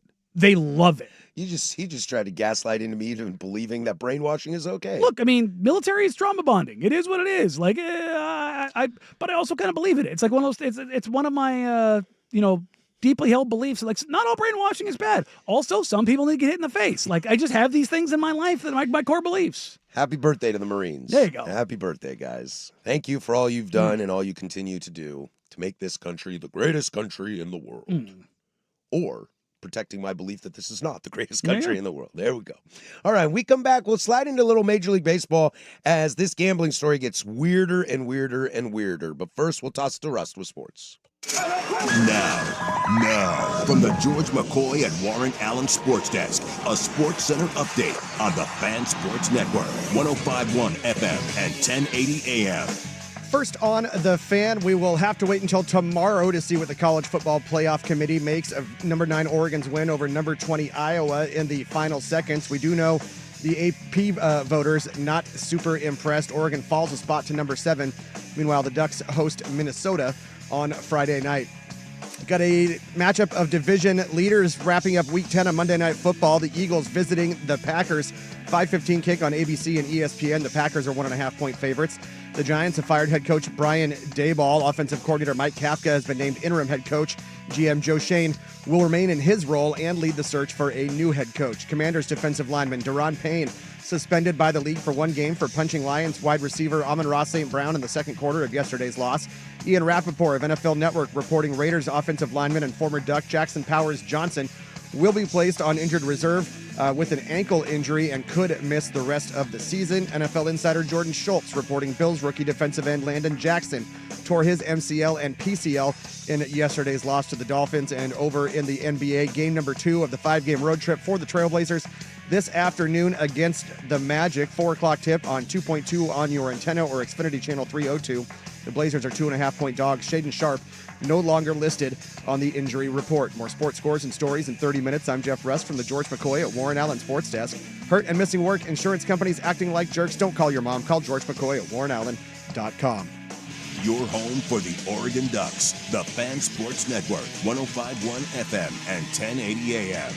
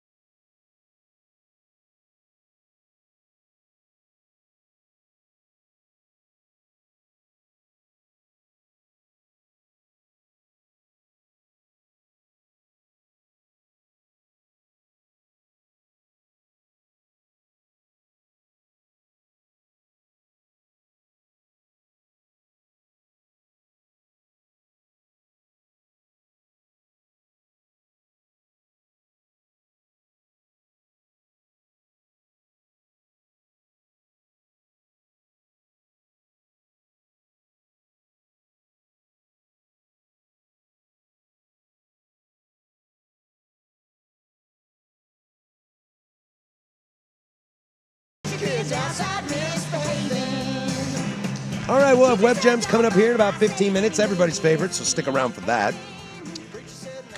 On today's edition of Gambling News Ruining Our Sports, comes to you via Major League Baseball, as Emmanuel Clase and Luis Ortiz are charged with fraud, conspiracy, bribery, all that kind of stuff, wire fraud, all that kind of stuff that you hear when you get mixed up with the gambling.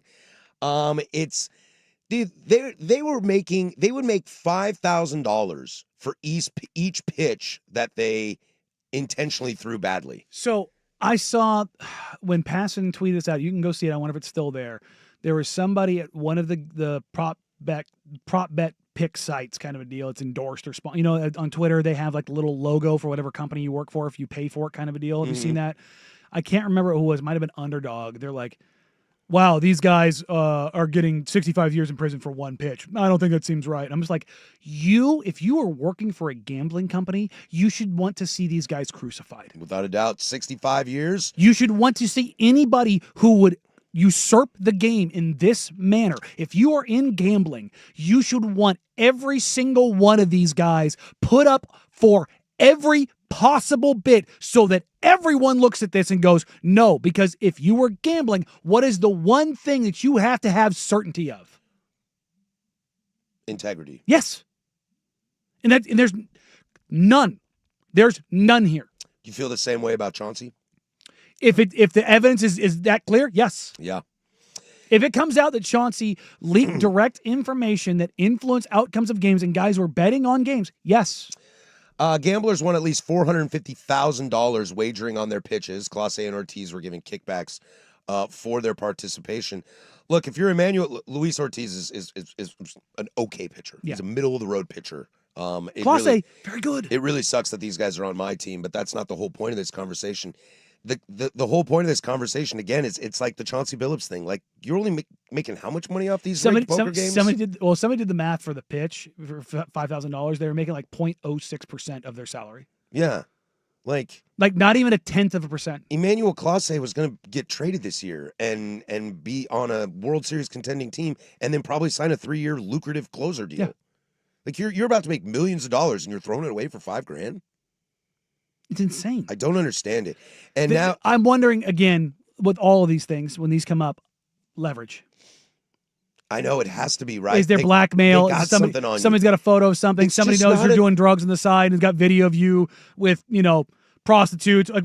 Whatever it is, they've got something on you. Because otherwise the math isn't mathing. It's not mathing at all. And that's the wild thing that I don't understand. And I'll tell you what, Major League Baseball has found it.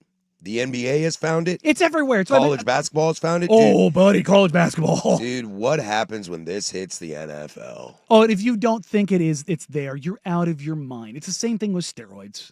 Yeah. It's the same thing. The NBA is like, we don't care. We don't care about steroids. The NFL's like, the NBA is the same way. Don't test positive for off-the-shelf steroids. Yes. Don't go to Mexico and buy the straight tests. Yes. But if you want to run a cocktail, you want to go to Germany, you want to go to Dubai, you want to have Lance Armstrong's guys do blood doping, HGH stuff for you, cool. Don't tell anybody. Don't tell anybody get and don't get caught. Like, that's the way they're operating. And honestly, I think baseball's operating that way too.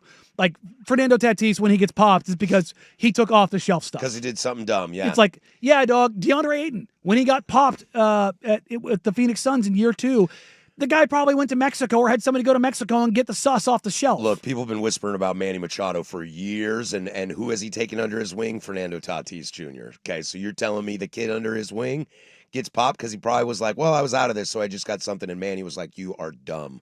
Don't ever do that again. Yeah. This is the stuff you take. The cream and the clear, buddy. Yeah, bud. Look, you got the money. R.I.P. Victor Conte. But I mean, you got the money. Go do it. I know. I've been very open about this stuff. I use them. Like, I get it. I know what it does. I know how it affects your body. I know how much better you feel. And to be honest, I would rather open it up and let guys do that, especially if they're coming off injuries, because it's their career. And if they want to make that choice to do it, to come back, fine. But the gambling part of this, it's everywhere. It's everywhere. It is so pervasive. Like, I've seen a lot of Blazers fans like, everybody's got to get fired because how could you not know? Chauncey Billups is not the only guy going to poker games. No, he's not. The poker games and the every card game that gets played on a plane, Dude. The amount of money I've seen change hands at golf courses. They were trying to change the perception of Alex Rodriguez when he got to New York because he went to underground poker games. Yeah. Because they thought it would make him sound cool. Yeah. It's just like, I saw, we were talking about, I saw 2 players who their colleges played against each other who exchanged $10,000 in cash in a hallway. Like it was nothing. Yeah. And they're guys that they are stars in the league. Yeah.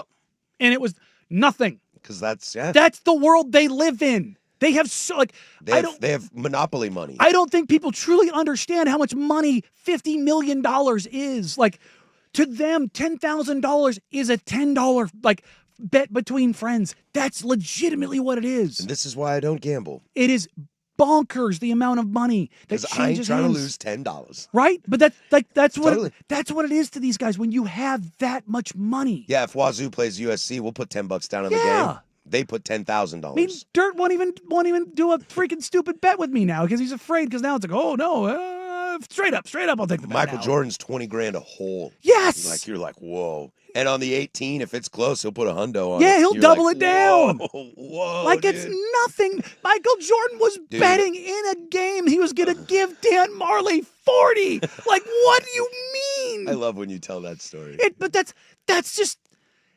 what happens, man. So if you don't think some 18-year-old who's making like 10 grand in NIL isn't trying to get a little something on the side because he's a dumbass, you're out of your mind. Truth. Which is why prop bet, individual player prop bets have to go. They got to go. They have, And I think if they a will. single player can influence it that simply, baseball, throwing first pitch, ball or strike, you can throw the ball every single time. Dude, Emmanuel Clase throws balls in the dirt all the time, and You know- now I know why. you know how easy I was that is? always like, why are you throwing balls in the dirt? God, this guy is erratic. Oh, he's not erratic. First shot, make or miss. Oh, God, You know yeah, that easy- dude. easy to They do? don't mean anything to the end of the game. No. If the first pitch in the ninth inning, when you're up by 2 runs and it's a safe situation, throw the first ball in the dirt. Nobody's thinking anything of it, unless you're Andy Paez and you swing at it, But which got Clase in trouble. yeah, oops. It happens.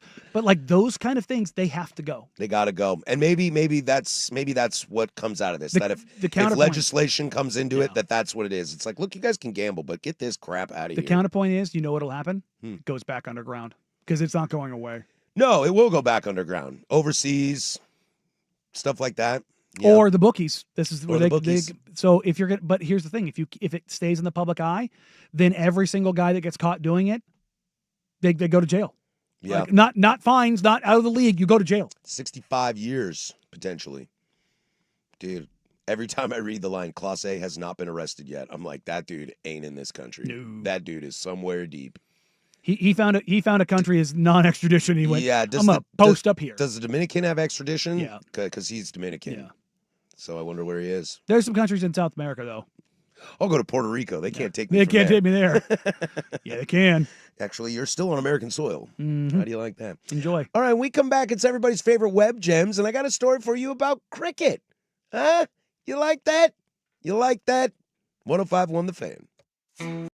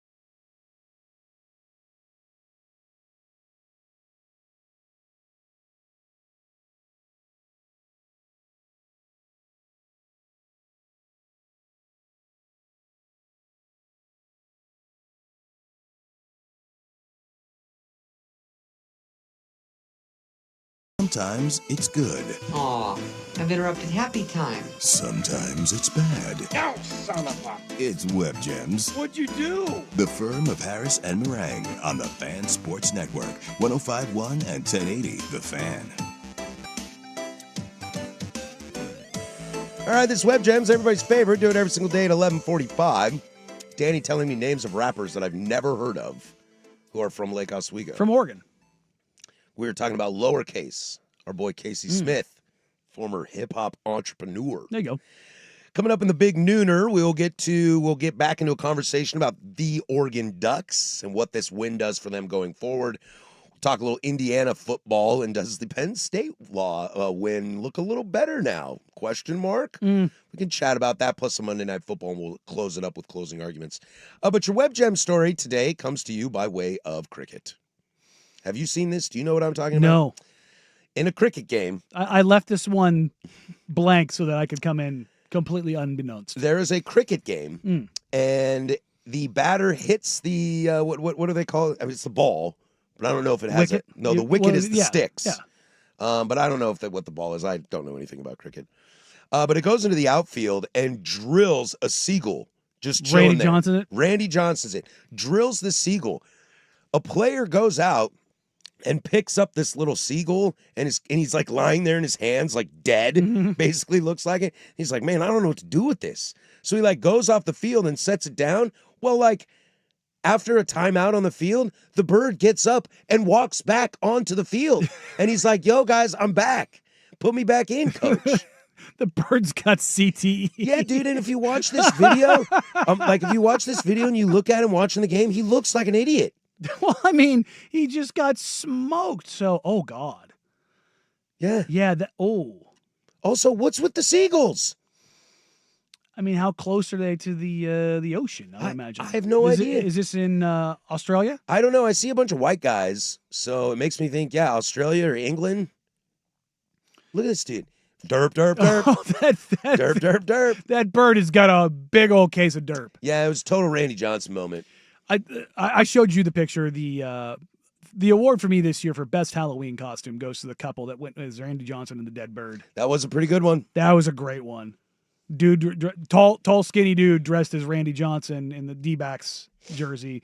She went as a was it a pigeon? It was a pigeon. Yeah, she went as a blown up pigeon. It's hard to pull off the pigeon as a sexy look. Like if you're trying to be like sexy dead pigeon. Sexy dead pigeon. Yeah. That might be where usually you can sexify anything. You can't. You can usually sexify anything. You can. She did not pull it off though. Well, she great idea. Yeah, don't get wrong. The costume was great. It was not sexified. No, it was not. So credit to her for not. Yeah. In the sense of like, but I guess you could. I don't understand cricket. Like I kind of do. I know it's base like rules. You know, you hit the ball and you run back and forth, but I'll never understand for the life of me how I could listen to a pundit tell me that after one day it's only 381-6. The team with 6 really has a chance the fact to win that this. it's done in days is always just like, what? Yeah, I don't understand. Also, it. no mitts. No mitts. Nope. You gotta grab that thing with your bare hands.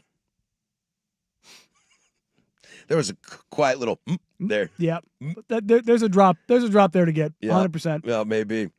Yeah, no mitts. I don't think I have the bandwidth to add another sport.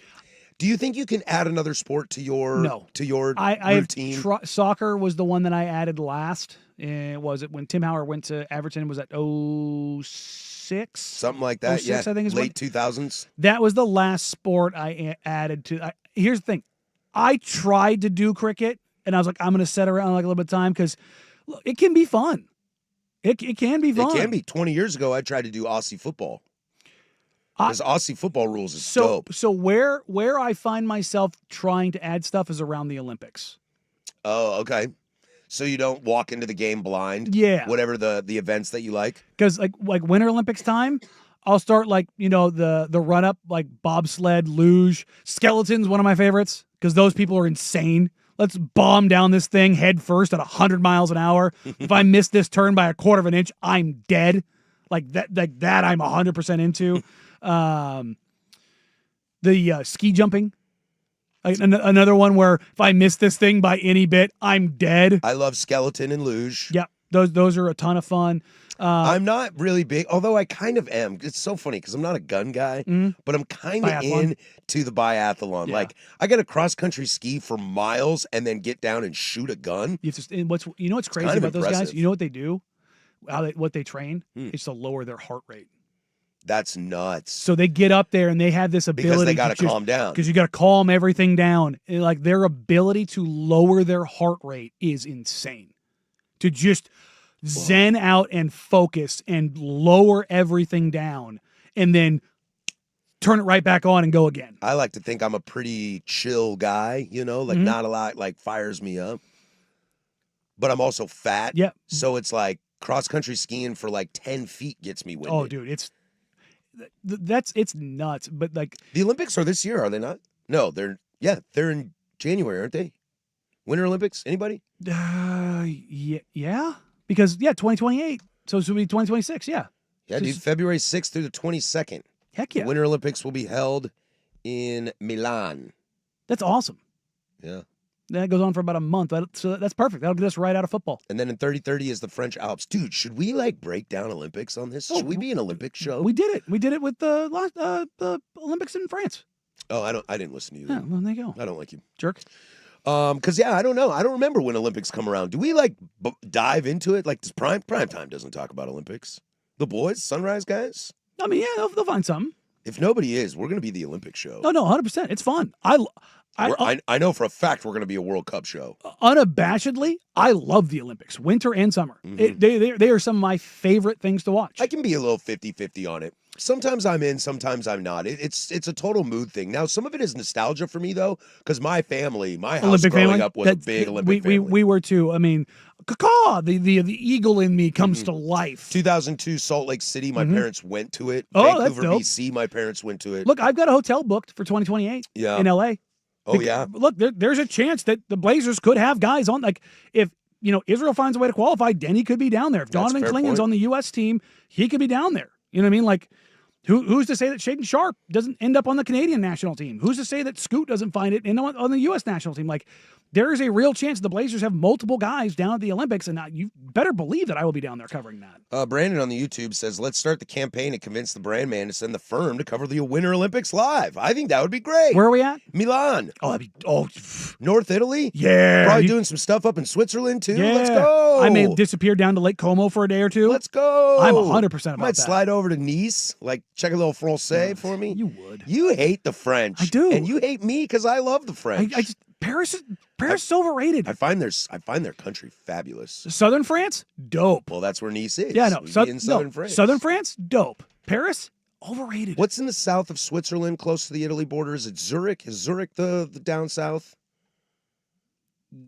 Yes. My brain is not working right. Normally I can picture it in my head very clearly, but for whatever It's reason, not. Zurich it's is fuzzy. near the top. I am an idiot. Yeah, because the Alps go through the northern part of the country. Yeah. the central and northern part of the country. What's the city down south on the border? Zermatt. Okay. Lugano. Dude, Switzerland is a weirdly drawn country Well, yeah, I mean, that's why it's neutral. because it's weird. Yeah, That's a strange thing it is. to think about. Well, I mean, think about how it's. Geneva's way over on the Yeah. on the west side. Mm-hmm. Charminot, I believe that is where the next Winter Olympics are going to be, What is it? Is it in Switzerland? the French Alps. So the Switzerland Winter has, like- Olympics are going to be in that area twice. I think they have like 13 national languages In in Switzerland? Switzerland. Wow. Yeah, They're real smart. they are. It's a smart country. Super high GDP too. One of my best friends' his sister lives there. There you go. She's brilliant. I've been through there. Never really spent any time there, more than just a couple of days. But It's part of where I want to go. I want that area. I want to do North Italy, Switzerland. I love South going. France. I love going further down in the Balkans. Well, Balkans you, is you want the good weather. well, not just that, but like the history, the architecture, all that's like from the Balkans down in the Middle East, like my favorite part of the world. It's so cool. All right, coming up in the Big Nooner, we'll get to it. We'll get back to the Oregon Ducks as they defeat Iowa 18-16, what this looks like for Oregon going forward. This is the firm of Harris and Meringue on Portland Sports Leader 105.1 The Fan.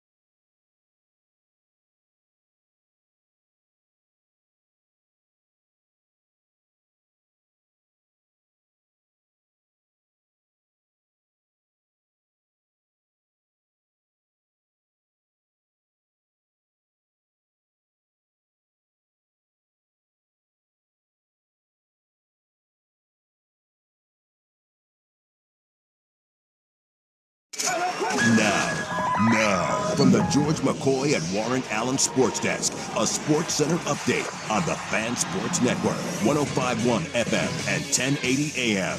Jeff Rust here with your Sports Center update. First on The Fan, we will have to wait until tomorrow to see what the College Football Playoff Committee thinks of number 9 Oregon's win over number 20 Iowa in the final seconds. We do know the AP voters not terribly impressed. Oregon falls a spot to number 7.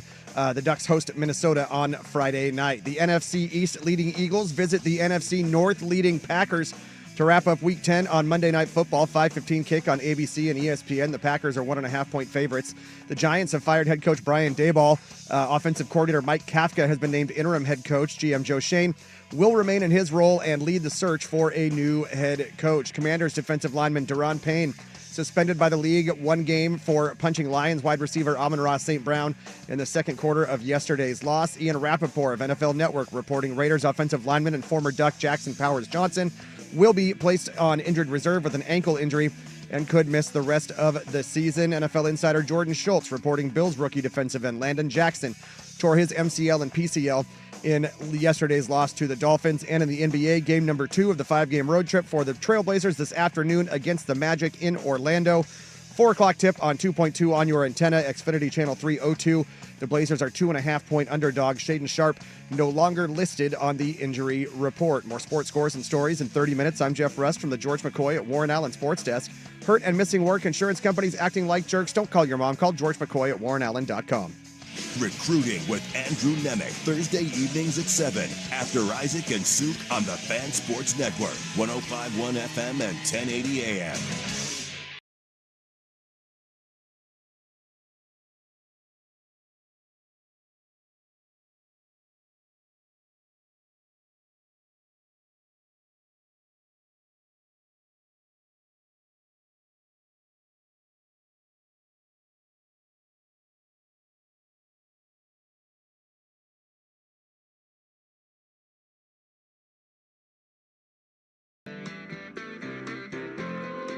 All right, 2 down, 1 to go.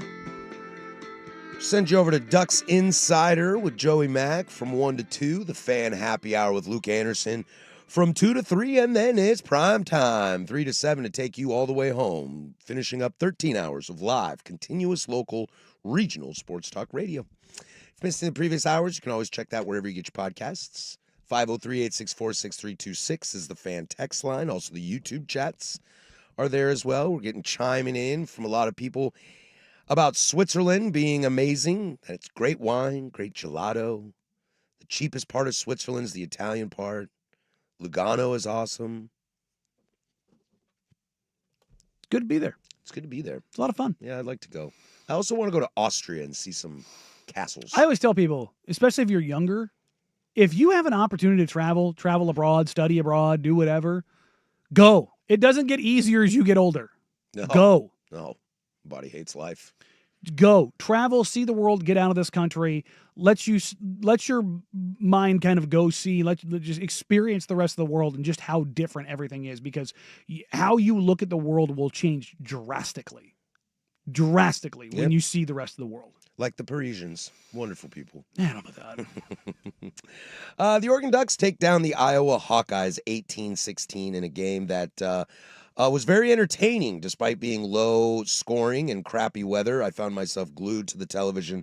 We talked a lot about this in the 10 o'clock hour. If you want to go back and check some of that out, go for it. But, I want to kind of circle back on something you said last week, Danny, about if Oregon goes in and can play Iowa style of football and win, this will tell me a lot about the Oregon Ducks. And I think that's where they are going forward. I think they have one more test. I think they have one more test on their schedule in this conversation. I mean, obviously they have one more test. We know I'm talking about the USC game.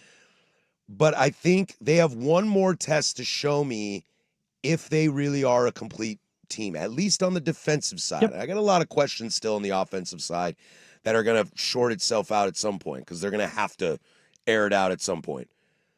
But if this defense can beat USC with how USC plays, then it will have beaten a USC defense that airs it out, an Iowa ugly, an Indiana punch you in the face, And that would set them up in a good spot heading into a college football playoff. Yeah, because that's the thing is, I think they have to beat SC though. If Yeah. they lose to SC, I don't know if a two-loss Big Ten team's getting in. no, they're if I'm getting being honest. No, they're getting in. Even if they lose to SC? Yes. Let's play this out real quick. If SC wins out and they are a 2-loss team, and Oregon has one more loss and it's against SC, and let's say it's relatively close, within 10. As long as it's not a blowout, which I don't think that's even remotely close to happening. But let's say USC wins by 8 or 9, right? And they're both 2-loss teams, and you have Ohio State, Indiana. Either one of those teams is going to probably be a 1-loss team, and the loss is going to come in the Big Ten title game. Mm-hmm. All 4 of those teams are going. All 4 of those teams are going. Yeah. Yeah. All 4 of those teams are going because Oregon's losses at that point in time will be to the likely number 2 team in the country in Indiana. Mm-hmm. Or if they beat Indiana, Ohio State. If Indiana beats Ohio State in the Big Ten title game, Indiana's going to number 1. If they're undefeated and they beat Ohio State in the Big Ten title they'll game, be the 1 seed Indiana in the will be playoff. number 1. So your losses will have been to number 1 Indiana. Now you would have had both would have been at home, which is not great, but it's not going to kill you.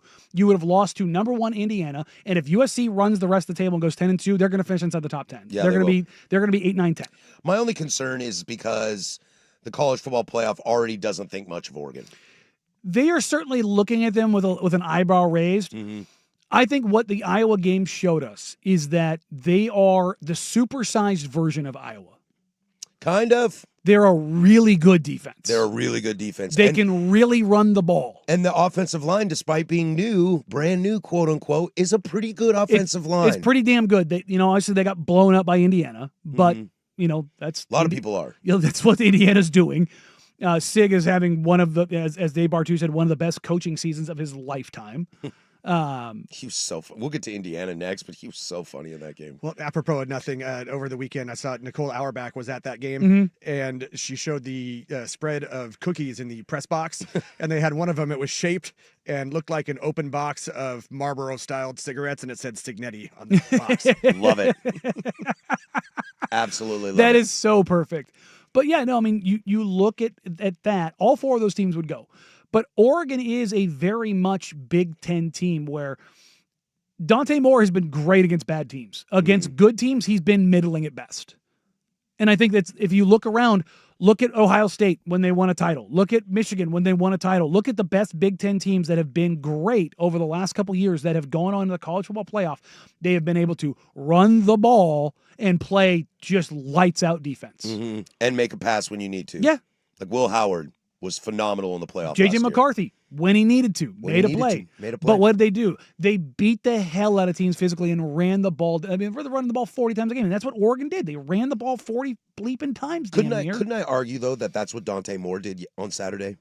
That's what I'm saying. Like just made the throw when he needed to. But outside of that, in the games against teams that are not the Montana States of the world, the Rutgers of the world, he has not been good. I kind of wish we didn't have the Heisman chatter around Dante Moore or the number 1 overall draft pick. It would change the narrative around him. It really would. It really would. If we didn't have those and not just us, I'm talking the collective. If we didn't have we did have the conversation, so we are included in that, of him being a Heisman candidate or a number 1 overall pick in the NFL. I think we would look very, very differently because at Dante Moore. I think we would speak very highly of him instead of keep asking this question of, is he any good? Because I can't wrap my brain around if it's a conservative Will Stein offense, in these big games, or if it's we're not ready to unleash Dante. I can never wrap my... I think there's option 3. It's the question I've been asking myself every week. I think it's option 3, which you didn't mention there. They know who he is right now. Yeah. And it's not about unleashing him or being conservative. It's, hey, we know what he is right now. He's prone to make a mistake or two. While he has NFL arm talent, we've seen him make throws. Mm-hmm. We've also seen him when he has guys wide open, underthrow or overthrow some guys now. And wide receivers have made, like Sadiq has made some incredible catches. Benson has made some incredible catches. DeCorian Moore has made some great catches. Gary Bryant Jr. Now, the throw that he made at Gary Bryant Jr. against Penn State, dart. I mean, that's the thing is that you see the NFL talent, the arm. The ball he threw to McClellan that he dropped was a great ball. Great, that's on McClellan. But more often than not, I shouldn't say more often than not, the consistency of that arm talent appearing is fleeting. And I think that's the question. And if we didn't have the expectation of he's a Heisman quarterback, he's the number 1 overall quarterback in the draft, he would be a guy that, remember when we saw him at UCLA before sitting out a year, he threw a lot of picks. He made a lot of bad decisions. And now that UCLA team wasn't any good and he was very young, it's not that he hasn't matured and he can't grow and all those things. I'm not saying he's a bad quarterback. I'm just saying he hasn't lived up to that, which shapes the narrative around that, oh, he's not any good. He's good. He's very good. I think we would be sitting here going, man, Dante's the quarterback this team needs. And next year when he comes back, he's going to be great. Yep, this is the quarterback that this Oregon team needs. We're not quite sure what they were going to be at the beginning of the year. He doesn't make mistakes. Also, sure, he threw a pick, but it was in the first quarter, better than the fourth quarter. Boy, I'm so happy Dante Moore is our quarterback. And then right now we're saying the opposite. Flip that game around. Let's say he completes that pass early in the game, and it's not a pick, but the pass that he completes in the fourth quarter when he's driving, it gets tipped and gets bad up in the air. It's a pick. Way different. The narrative around that is Dante cost him the game. Yeah. Mm-hmm. And overrated, and Oregon plummets in the poll. Dude, if that would have happened, Oregon goes from 6 to 16. And it's dumb. And it is dumb. It's dumb. That's dude, we've realized these polls are stupid. But that's the AP correction, Oregon going into Iowa in that crappy weather against that team that beats the hell out of you, winning that game, doing exactly what we said. Can they go in there and play it? Because that's the thing is, it wasn't just can Oregon win this game. Is can they play that style and look comfortable doing it? Because I thought they looked comfortable doing it. If they just started slinging the rock around and blew out Iowa by playing their game, I might be less impressed. You'd be like, cool. You did the thing that you do. It's it's how I feel about Ohio State. They haven't been tested. No. You can point to the Texas game. I'm not going there. Oregon doing that was impressive. Sure was. Because it looked like they found their identity. Now, I was a little bit surprised that it was Noah and not Davison. Me too. I was a little surprised that it went that way, especially in that weather. I thought, the 240-pound running back might be the guy, but Whittington had it going. So credit to them for finding that adjustment and going down that path. But yeah, I thought Oregon acquitted themselves well and looked comfortable doing it. And that was the question I had. And I think their identity is they are a defense-first, ball control, run-the-ball team. Mistake-free. When it matters. They are not a team that when they get into this game that says, Dante, go win us the game. They say, well, everyone will win this game. It's the collective. We'll talk with Tyson Alger on Wednesday, get his thoughts on this game, and then look ahead to the Minnesota game on Friday Night Lights.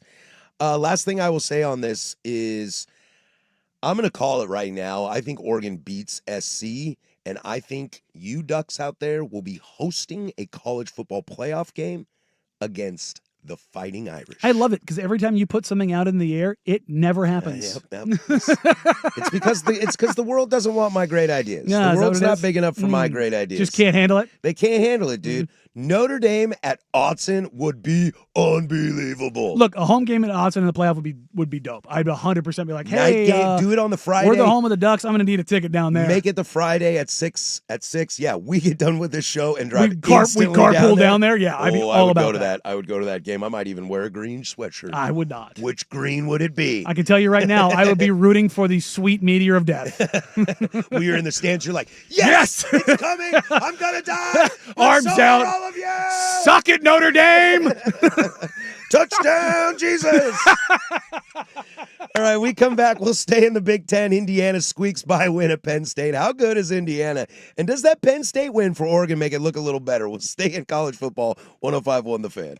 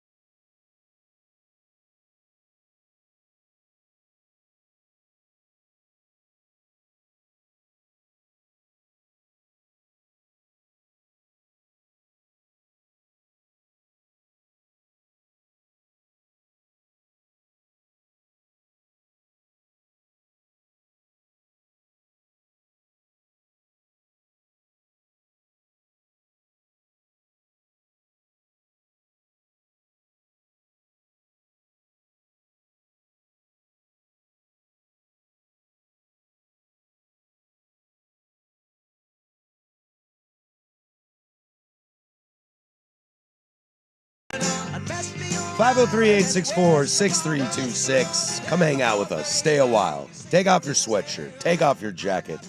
Do yard work in the rain like Danny Meringue and Dan Lanning. And Dan the IT guy, for all I know. Yep. Maybe he does yard work in the rain with no with rain a jacket, cotton sweatshirt on. Meanwhile, you should Belichick it, dude. Cut off sleeves on a sweatshirt. Stay a little warm, but breathe. You know what? Yeah, that's the thing is I don't like being like restrictive. Yeah. That's the thing is I don't like that. Like I said, I tried to play golf this weekend. I went to go warm up on the range and I had a hoodie on. And first like couple balls that I hit, I'm like, absolutely not. Like I even put on like one of my bigger, like looser, like allow me to move hoodies. It was a non-starter. Wanted no part of it. Hard pass. I want to read some of these texts here. College quarterbacks have had bad games this year. Very few stand out as being truly great. Yes. And I think that is just, in the case of Dante Moore, that is just something we have to keep in the back of our minds that, like, nobody is really going out there and pasting But it. also, if you're winning games, that's all that matters. And he's really not turning the ball over. No, I'm not lowering the bar. Yeah. I'm not lowering the bar. The bar is the bar. Just because everybody else isn't as good either, no. That's a fair point. I might look at it differently, but I see where you're coming from. It's a down class. That's what it is. It's a down class. Now, but I still expect more from my quarterback, is what you're saying. Yes, look, and not Dante specifically, no, but just the quarterbacks class in across the general. board. Like if one of these guys, two of these guys, five of these guys go in the NFL and pop, fine, I'll be wrong. But looking at this quarterback class, as a Raiders fan, I'm sitting here going, no. I've said it a million times. If the Raiders are going to take a quarterback, take it in the second round and let it be Darian Mensah. Yeah, you love Mensah. I do. Like I would rather take the best player on the board. This other text really, I think, sums it up in a perfect way. Crazy how Oregon's wins against Penn State and Iowa aren't seen as good, but Indiana's wins against the same are seen as good and gritty wins. And that's a fact. And I think it's because America has fallen in love with Curt Cignetti and has fallen in love with what IU has done to turn that program around. Because I was never somebody, I know you've asked Tyson Alger this, who joins us on Wednesdays, and you believe this, and a lot of people think that Penn State game, it looks less and less of a big win as the year progresses because of how disastrous their season has turned out. I don't live in that world. I think that win at that time was huge. I live in the Josh Pate world of that in that frame of reference, in that moment, that was a big win because Indiana went into Penn State yesterday and should have lost that game. 100%. Penn State was the better team. I watched that game and was like glued to it. I don't think that was a good win for Indiana. I think it was, thank God you got one. Yeah. Thank God you got one. And look, I said it when Indiana beat Iowa 20-15, and I saw a lot of Duck. I almost guarantee that somebody who texted that in is a Duck fan. I saw a lot of you Duck fans just quack about Indiana barely beat Iowa. And I'm sitting there going, Iowa's a lot better than you think they are. They're a tough team. They are. That's what they are. We talked about it in the break. There's a real chance that Iowa finishes the season with 6, maybe 7 wins because their schedule is brutal. And that is bullshit. And that is absolute bullshit. They are a good team. They are a very, very good team. And I'm giving Oregon all the credit for that win. Oregon was the better team. They were the better team on Saturday from start to finish, in my opinion. You won 18-16. My only knock is I just thought Iowa had more, like, juice. Yeah, they wanted it more to where Oregon was just like, they're just better. Hold the line. We got this. And that's Dan Lanning. That's Dan Lanning. I'm not taking a single thing away from Oregon in that win. That's a good win. Yeah. That's a good win. That for Indiana, though, that Penn State game, that's the only game they've been tested this year. I don't think Oregon tested them. I don't know how I feel. I don't know that answer. Because it was a tie ball game in the fourth quarter. I know. I'm with you. Indiana was the better team. That's what it was. But it was a tie ball game. That's still a test in the sense like, this team is not playing well and you're still in it. Can you put your foot on the throat? And they did. To me, that counts as a test for me. That's fine. But the Penn State game tested them because Indiana played like crap and Penn State played to probably the best version they can play to. Mendoza was rough on Saturday. Until he wasn't. Until they needed him. But for Mendoza, that's the only time he's done that this year. It's probably the only time he's needed to. Yeah. You know, because he wasn't great against Iowa either. No. But it's one of those things where, again, the bar is the bar. Whereas, like, Mendoza being the number 1 overall pick, the number 1 quarterback, I'm like, I'm good. I'm good. I'm not my Huckleberry. Yeah. He's good. Very good college quarterback. Might even be great. Not a guy that I'm interested in the next level. That's totally fine. I don't think there's a single quarterback in college football right now I'm interested in the next level. Right? Yeah, not at this point. No. And when I say, like, I think there are people that have the option, that have the idea that could be, but I don't sure. think they're there yet. That's why I'm like, if you're an NFL team, I would rather take a shot at a guy like Mensa in the second round. Yeah, I'm gonna take an offensive lineman. I'm taking a tackle. I'm taking a corner. I'm taking whatever, like, piece that matters most. Find the Brock Bowers. Whoever the best player on the board is, if I'm an NFL evaluator, that's who I'm taking. That's one of the greatest catches I've seen in my entire life Holy in college football. Is it not? Crap. If you haven't seen the catch made at the end of the game, what's the kid's name? Omar O'Connor? Cooper Jr. Cooper Jr. Yeah. Thank you, Cooper. I knew it was a C somewhere. The athleticism and awareness he had on that catch Mid-air.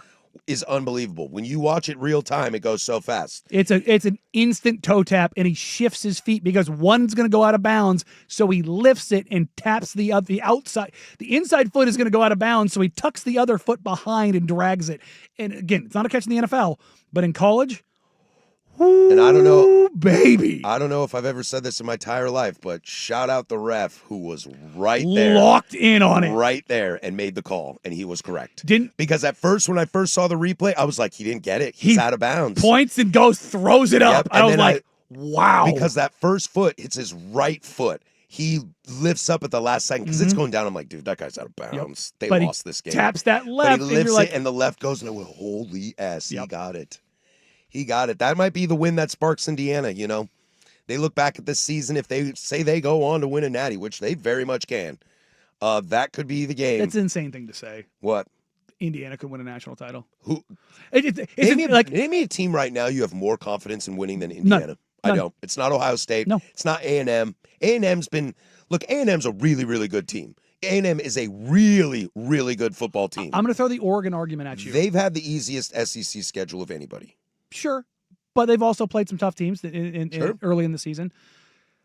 Oregon was tested, but not ever punched in the face last year, 13-0. When they got to Ohio State, they got nuked. Yep. I wonder if that's what happens to Indiana. Because the only time they have been tested, like where you're like, oh, they're going to lose this game, is Penn State. Yeah. Whereas Oregon, Indiana punched them in the mouth. Iowa punched them in the mouth. Penn State gave them all they could handle. Oregon has been tested this year. And it's like Ohio State last year. Ohio State loses to Michigan. Ohio State loses to Oregon. And everybody at Ohio State got worked up about it. Ryan Day needs to be fired, all these kind of things. But Ohio State righted the ship and knew what they needed to do. They kind of, this is corny, but like they were the phoenix from the ashes. Mm-hmm. They were kind of, reborn in that sense of like, we know what we need to do, how we need to do it, the way we need to do it. And then they went and executed. Whereas Indiana, I don't want to say it's better to take a loss, but I think it might be better to take a loss. Yeah. And they might take that loss in the Big Ten title game. And if the College Football Committee does what they say, they'll still have a bye. They won't punish them for losing that. If they go to the Big Ten title game and they take on Ohio State, which I think they almost have to at this point. Unless Ohio State loses to Michigan. And even then, yeah, well, yeah. Because I don't know where the tiebreaker goes. Yeah, would Oregon go in if they went out? I don't know what the tiebreakers are. I think it might be. Because we got three teams that aren't playing each other. I don't know if it's points or if it's differential. Because Indiana and Oregon both don't have. Now, Indiana would go if they beat, because they're undefeated. They'll go. Yeah, it would come down to. It just hurt my brain there. For a second. I don't know what the tiebreaker is for a Big Ten title game. But let's say Indiana loses a close game to Ohio State. They should still have a bye. Right? It'll be them and whoever wins the SEC and Ohio State, yeah.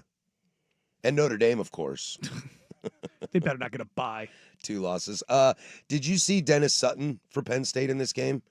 The man got a sack Oh, yeah. on Mendoza, and I thought he was going to, use his power to raise the earth from the ground and then smash it. The dude looked like a bona fide psychopath. I mean, he is. He's that's a day one NFL game. I was very, very scared watching that game. I was like, that's a bad Penn man. State played the best version of them that they could possibly play to. They really did. And they showed, and that's why, that's actually why I think I give Oregon a ton of credit for that win against Penn State, because they broke them. That team is loaded roster-wise. and it got James Franklin fired, and it broke their spirits because they were supposed to win that game. They're supposed to win a natty, and that's why. Number 2 team in the time, and they showed it yesterday against Indiana. Like, that was their Super Bowl. Yeah. I heard a lot of garbage like, this was Oregon's Super Bowl against Iowa. Get out of here. No, Oregon's got wasn't. so much more to play for than that. But that was Penn State's. After losing to Oregon and it completely derailing their season, getting essed all over by UCLA and Northwestern and then Ohio State, Indiana came to town, and halfway through that game, they looked at it and they said, you know what, we have a chance.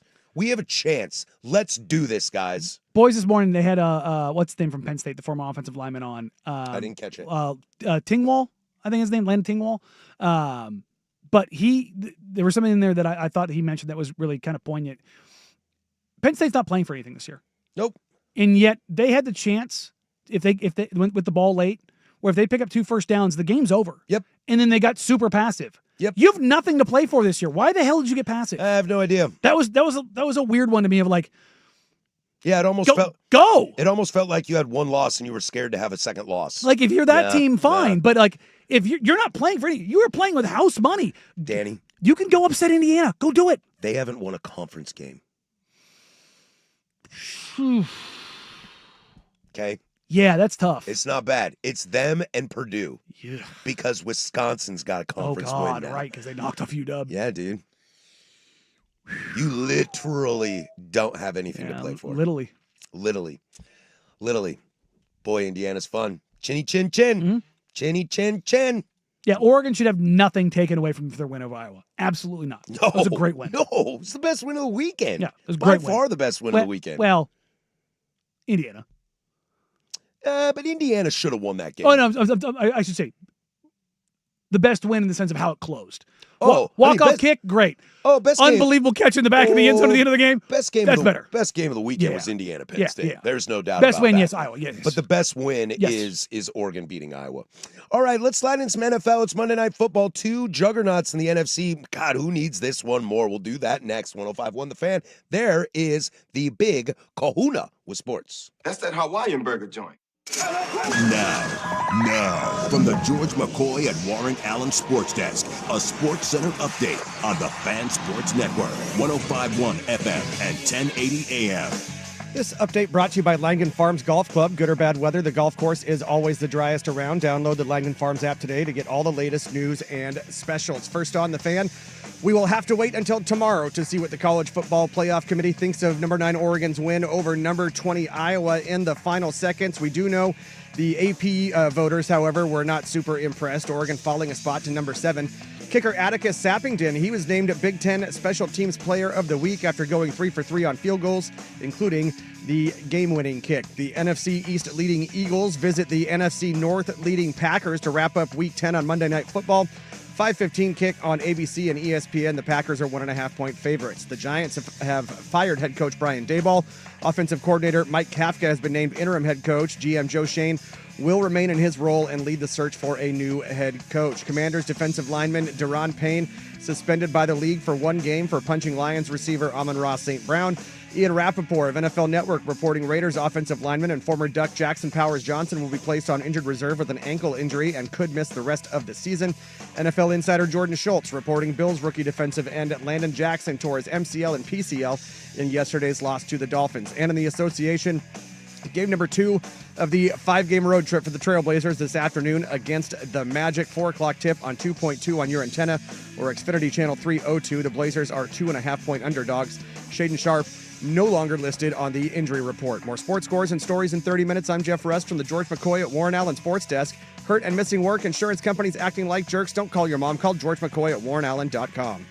Your home for Seahawks football, the Fan Sports Network, 105.1 FM and 1080 AM.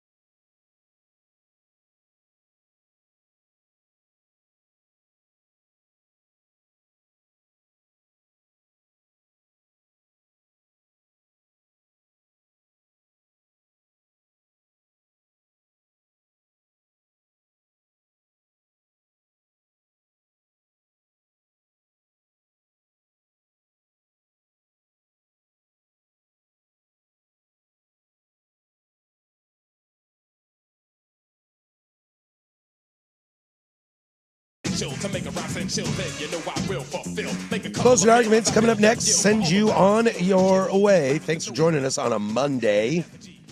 Great little show so far. Thanks for hanging with us. We're having a good time today. The band is back together, ready to rock and roll. Let's slide over to the NFL, my friends. Tonight, we got a doozy on our hands. The reigning Super Bowl champions versus my prediction of Super Bowl champions, the Green Bay Packers. Explain to me how the Packers are favored. It's Lambeau. Is Philadelphia a warm weather team?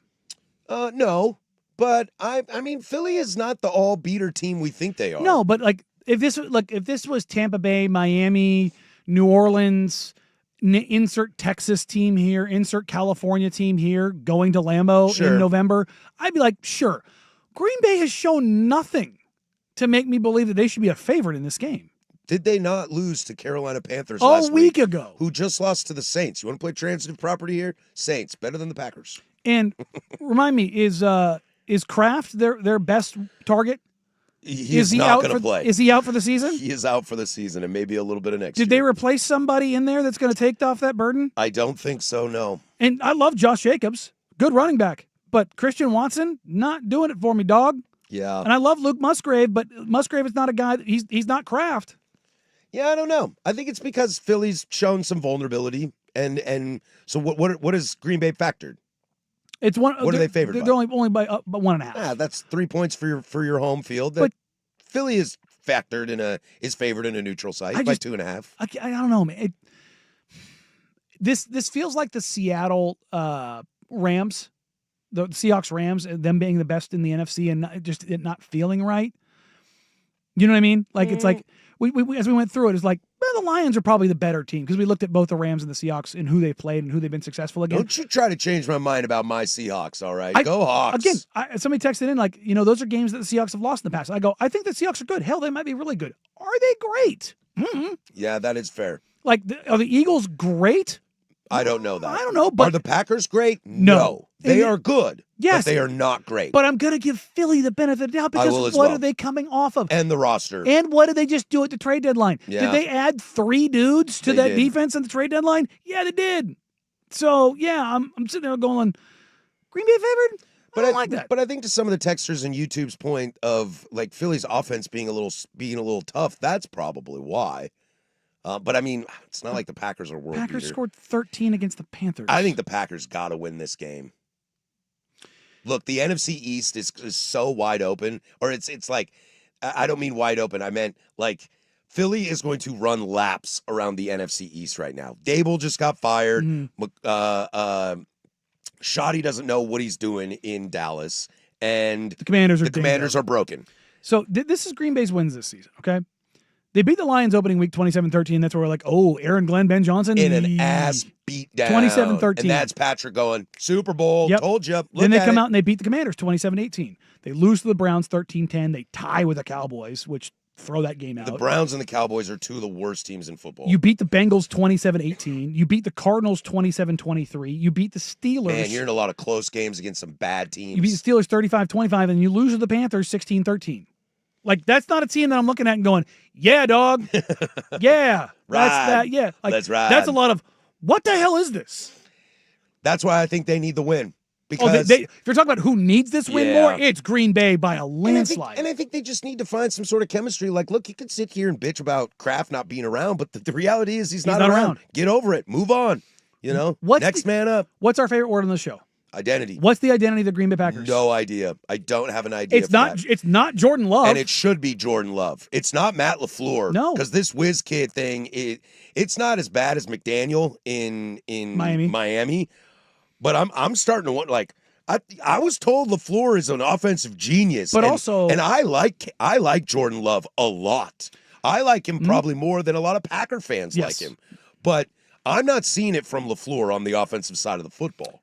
But also on the flip side, and honestly, Philly misses Kellen Moore. They do.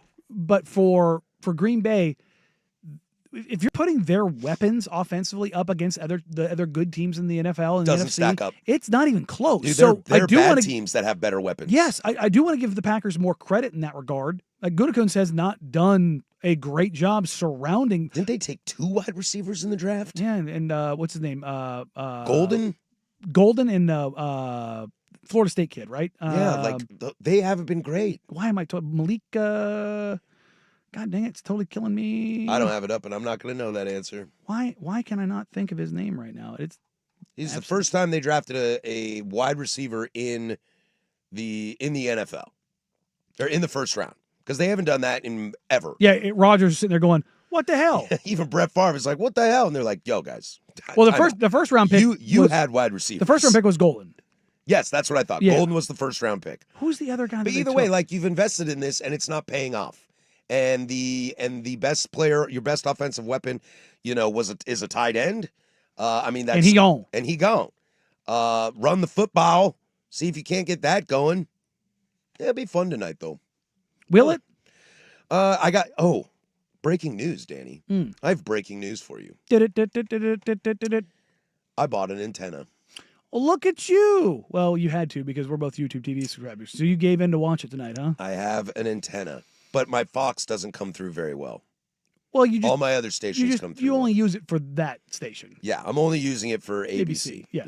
Because you use it for Blazers games if you want to, if you don't want to stream. Yeah, and I might. But I finally broke down, and that's how I will watch. It's a road game, so I'll be at K2, and so I have thankfully I have the luxury of an internal quad box. Yeah, we've got a routing thing in there. I can just put up whatever I want to on the screen. So we'll probably we have a couple monitors in there. I'll probably have the NFL game off to the right, and then Blazers on the center screen. So it'll.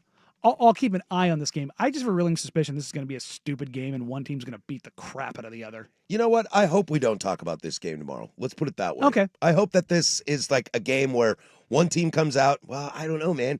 If Green Bay came out and asserted dominance and beat Philly by 14, two scores, yeah, we're going to have to talk about this game tomorrow. One way or the other thing we're going to, but I have no reason to really believe this or like have a belief in this in the sense that Philadelphia does this, but I think Philly comes out here and just dog walks. I think so too.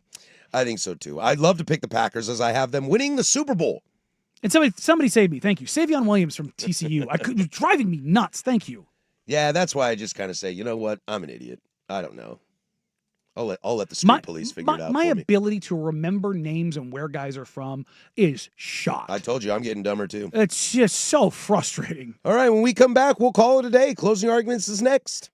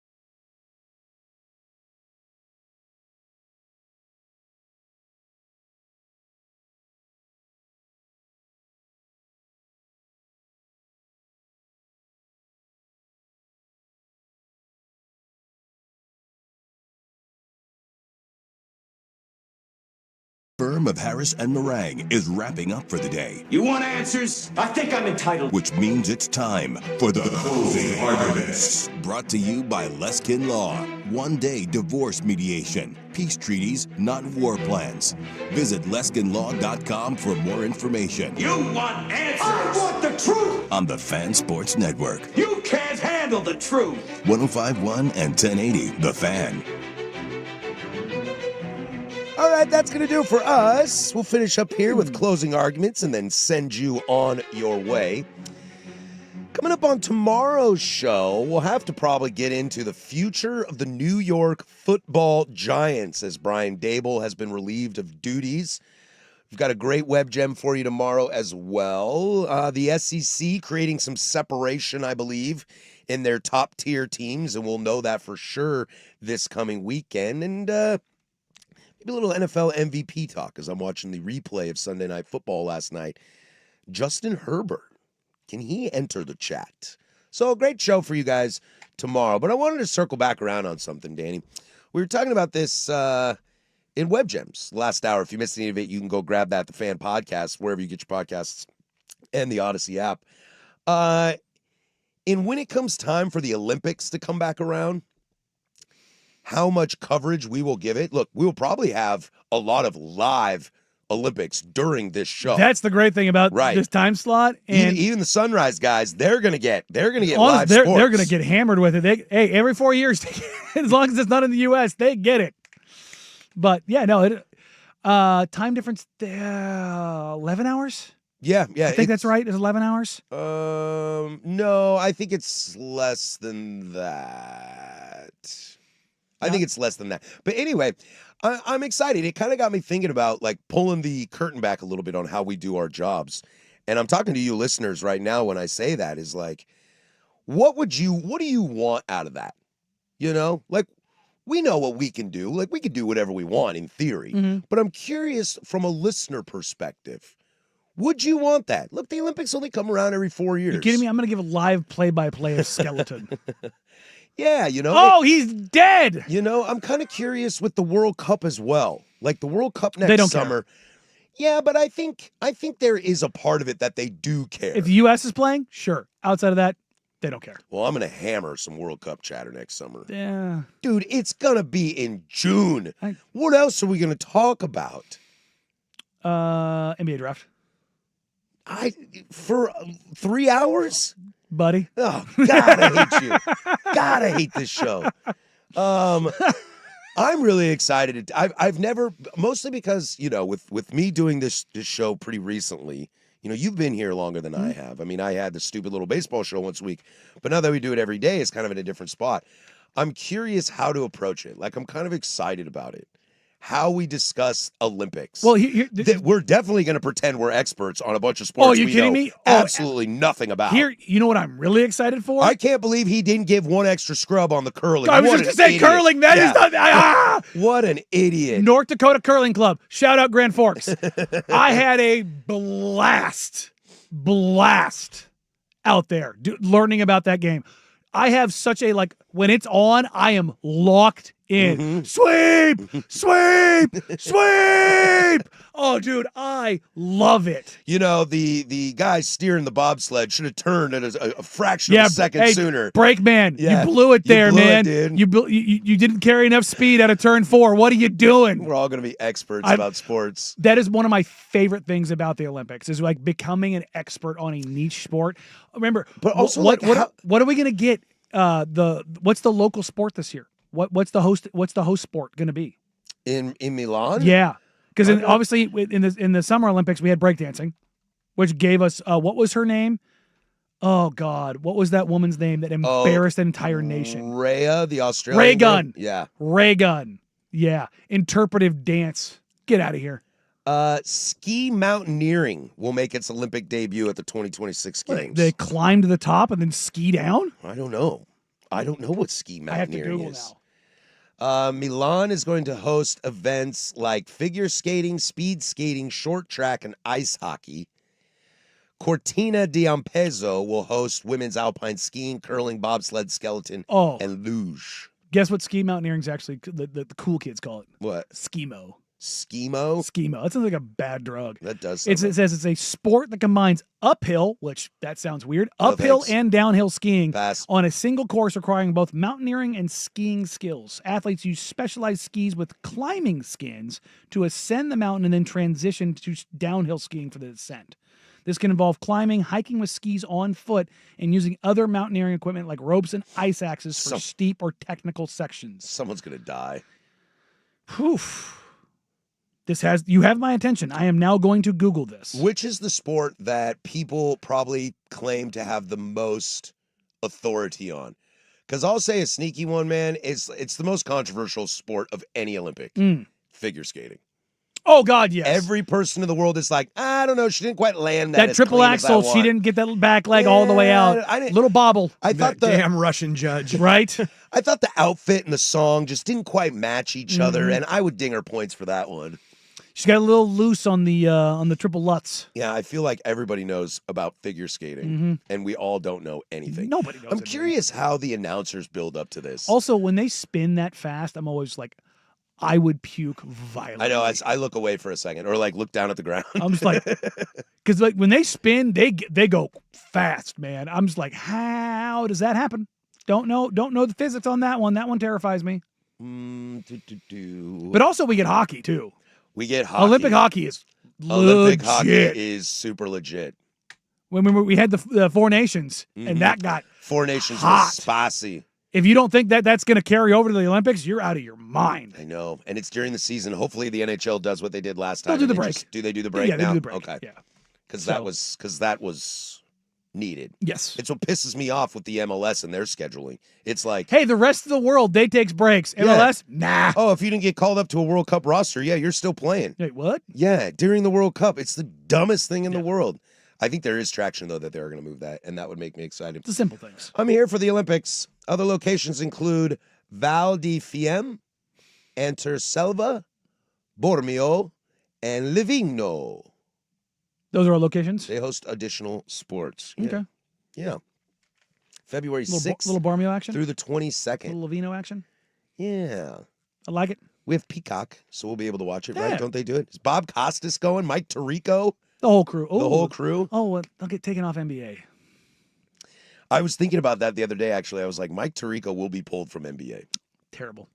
They'll just grab like Iron Eagle for Yeah. him or Noah Eagle, you know. They'll just go get one of the Eagles. They're available. Look, again, You know what, Ian? Rico, Costas, not my guys. You know what, Ian? Great at the job's not my Huckleberry. You're not going to call the Brooklyn Nets job today, okay? We need you on the main desk. We need you on the main desk. You are in Oklahoma City against the Nuggets. Oh, that'll be so terrible. Yeah, Oh, I just hate to have like Noah and Ian just doing every game. Oh, shucks. Veins. Love those guys. I did love talking to Noah and asking him about basketball and how excited he Oh, was. we got a Peacock game coming up. I should probably reach out Oh, yeah. if he's calling. Oh, yeah. If he's calling, Yeah, reach out. I'll take a look. I'd love to hear his thoughts on the Blazers Oh this yeah, year. yeah, no. I mean, they both know ball, but Noah knows ball. Yeah. Closing arguments brought to you by Les Skin Law. Visit lesskinlaw.com for more information. Les Skin Law's one-day divorce mediation, peace treaties, not war plans. That's going to do it for us. Thanks for hanging out with us for the day. Like I said, we'll get into it tomorrow. We'll have some college football leftovers, some NFL leftovers, Blazers tonight at 4 against the Magic, and free consultation tomorrow at 12:15. We'll see you then. For Danny Marang, that's Jeff Rust. I'm Patrick Harris. Go do something I would do. Bye.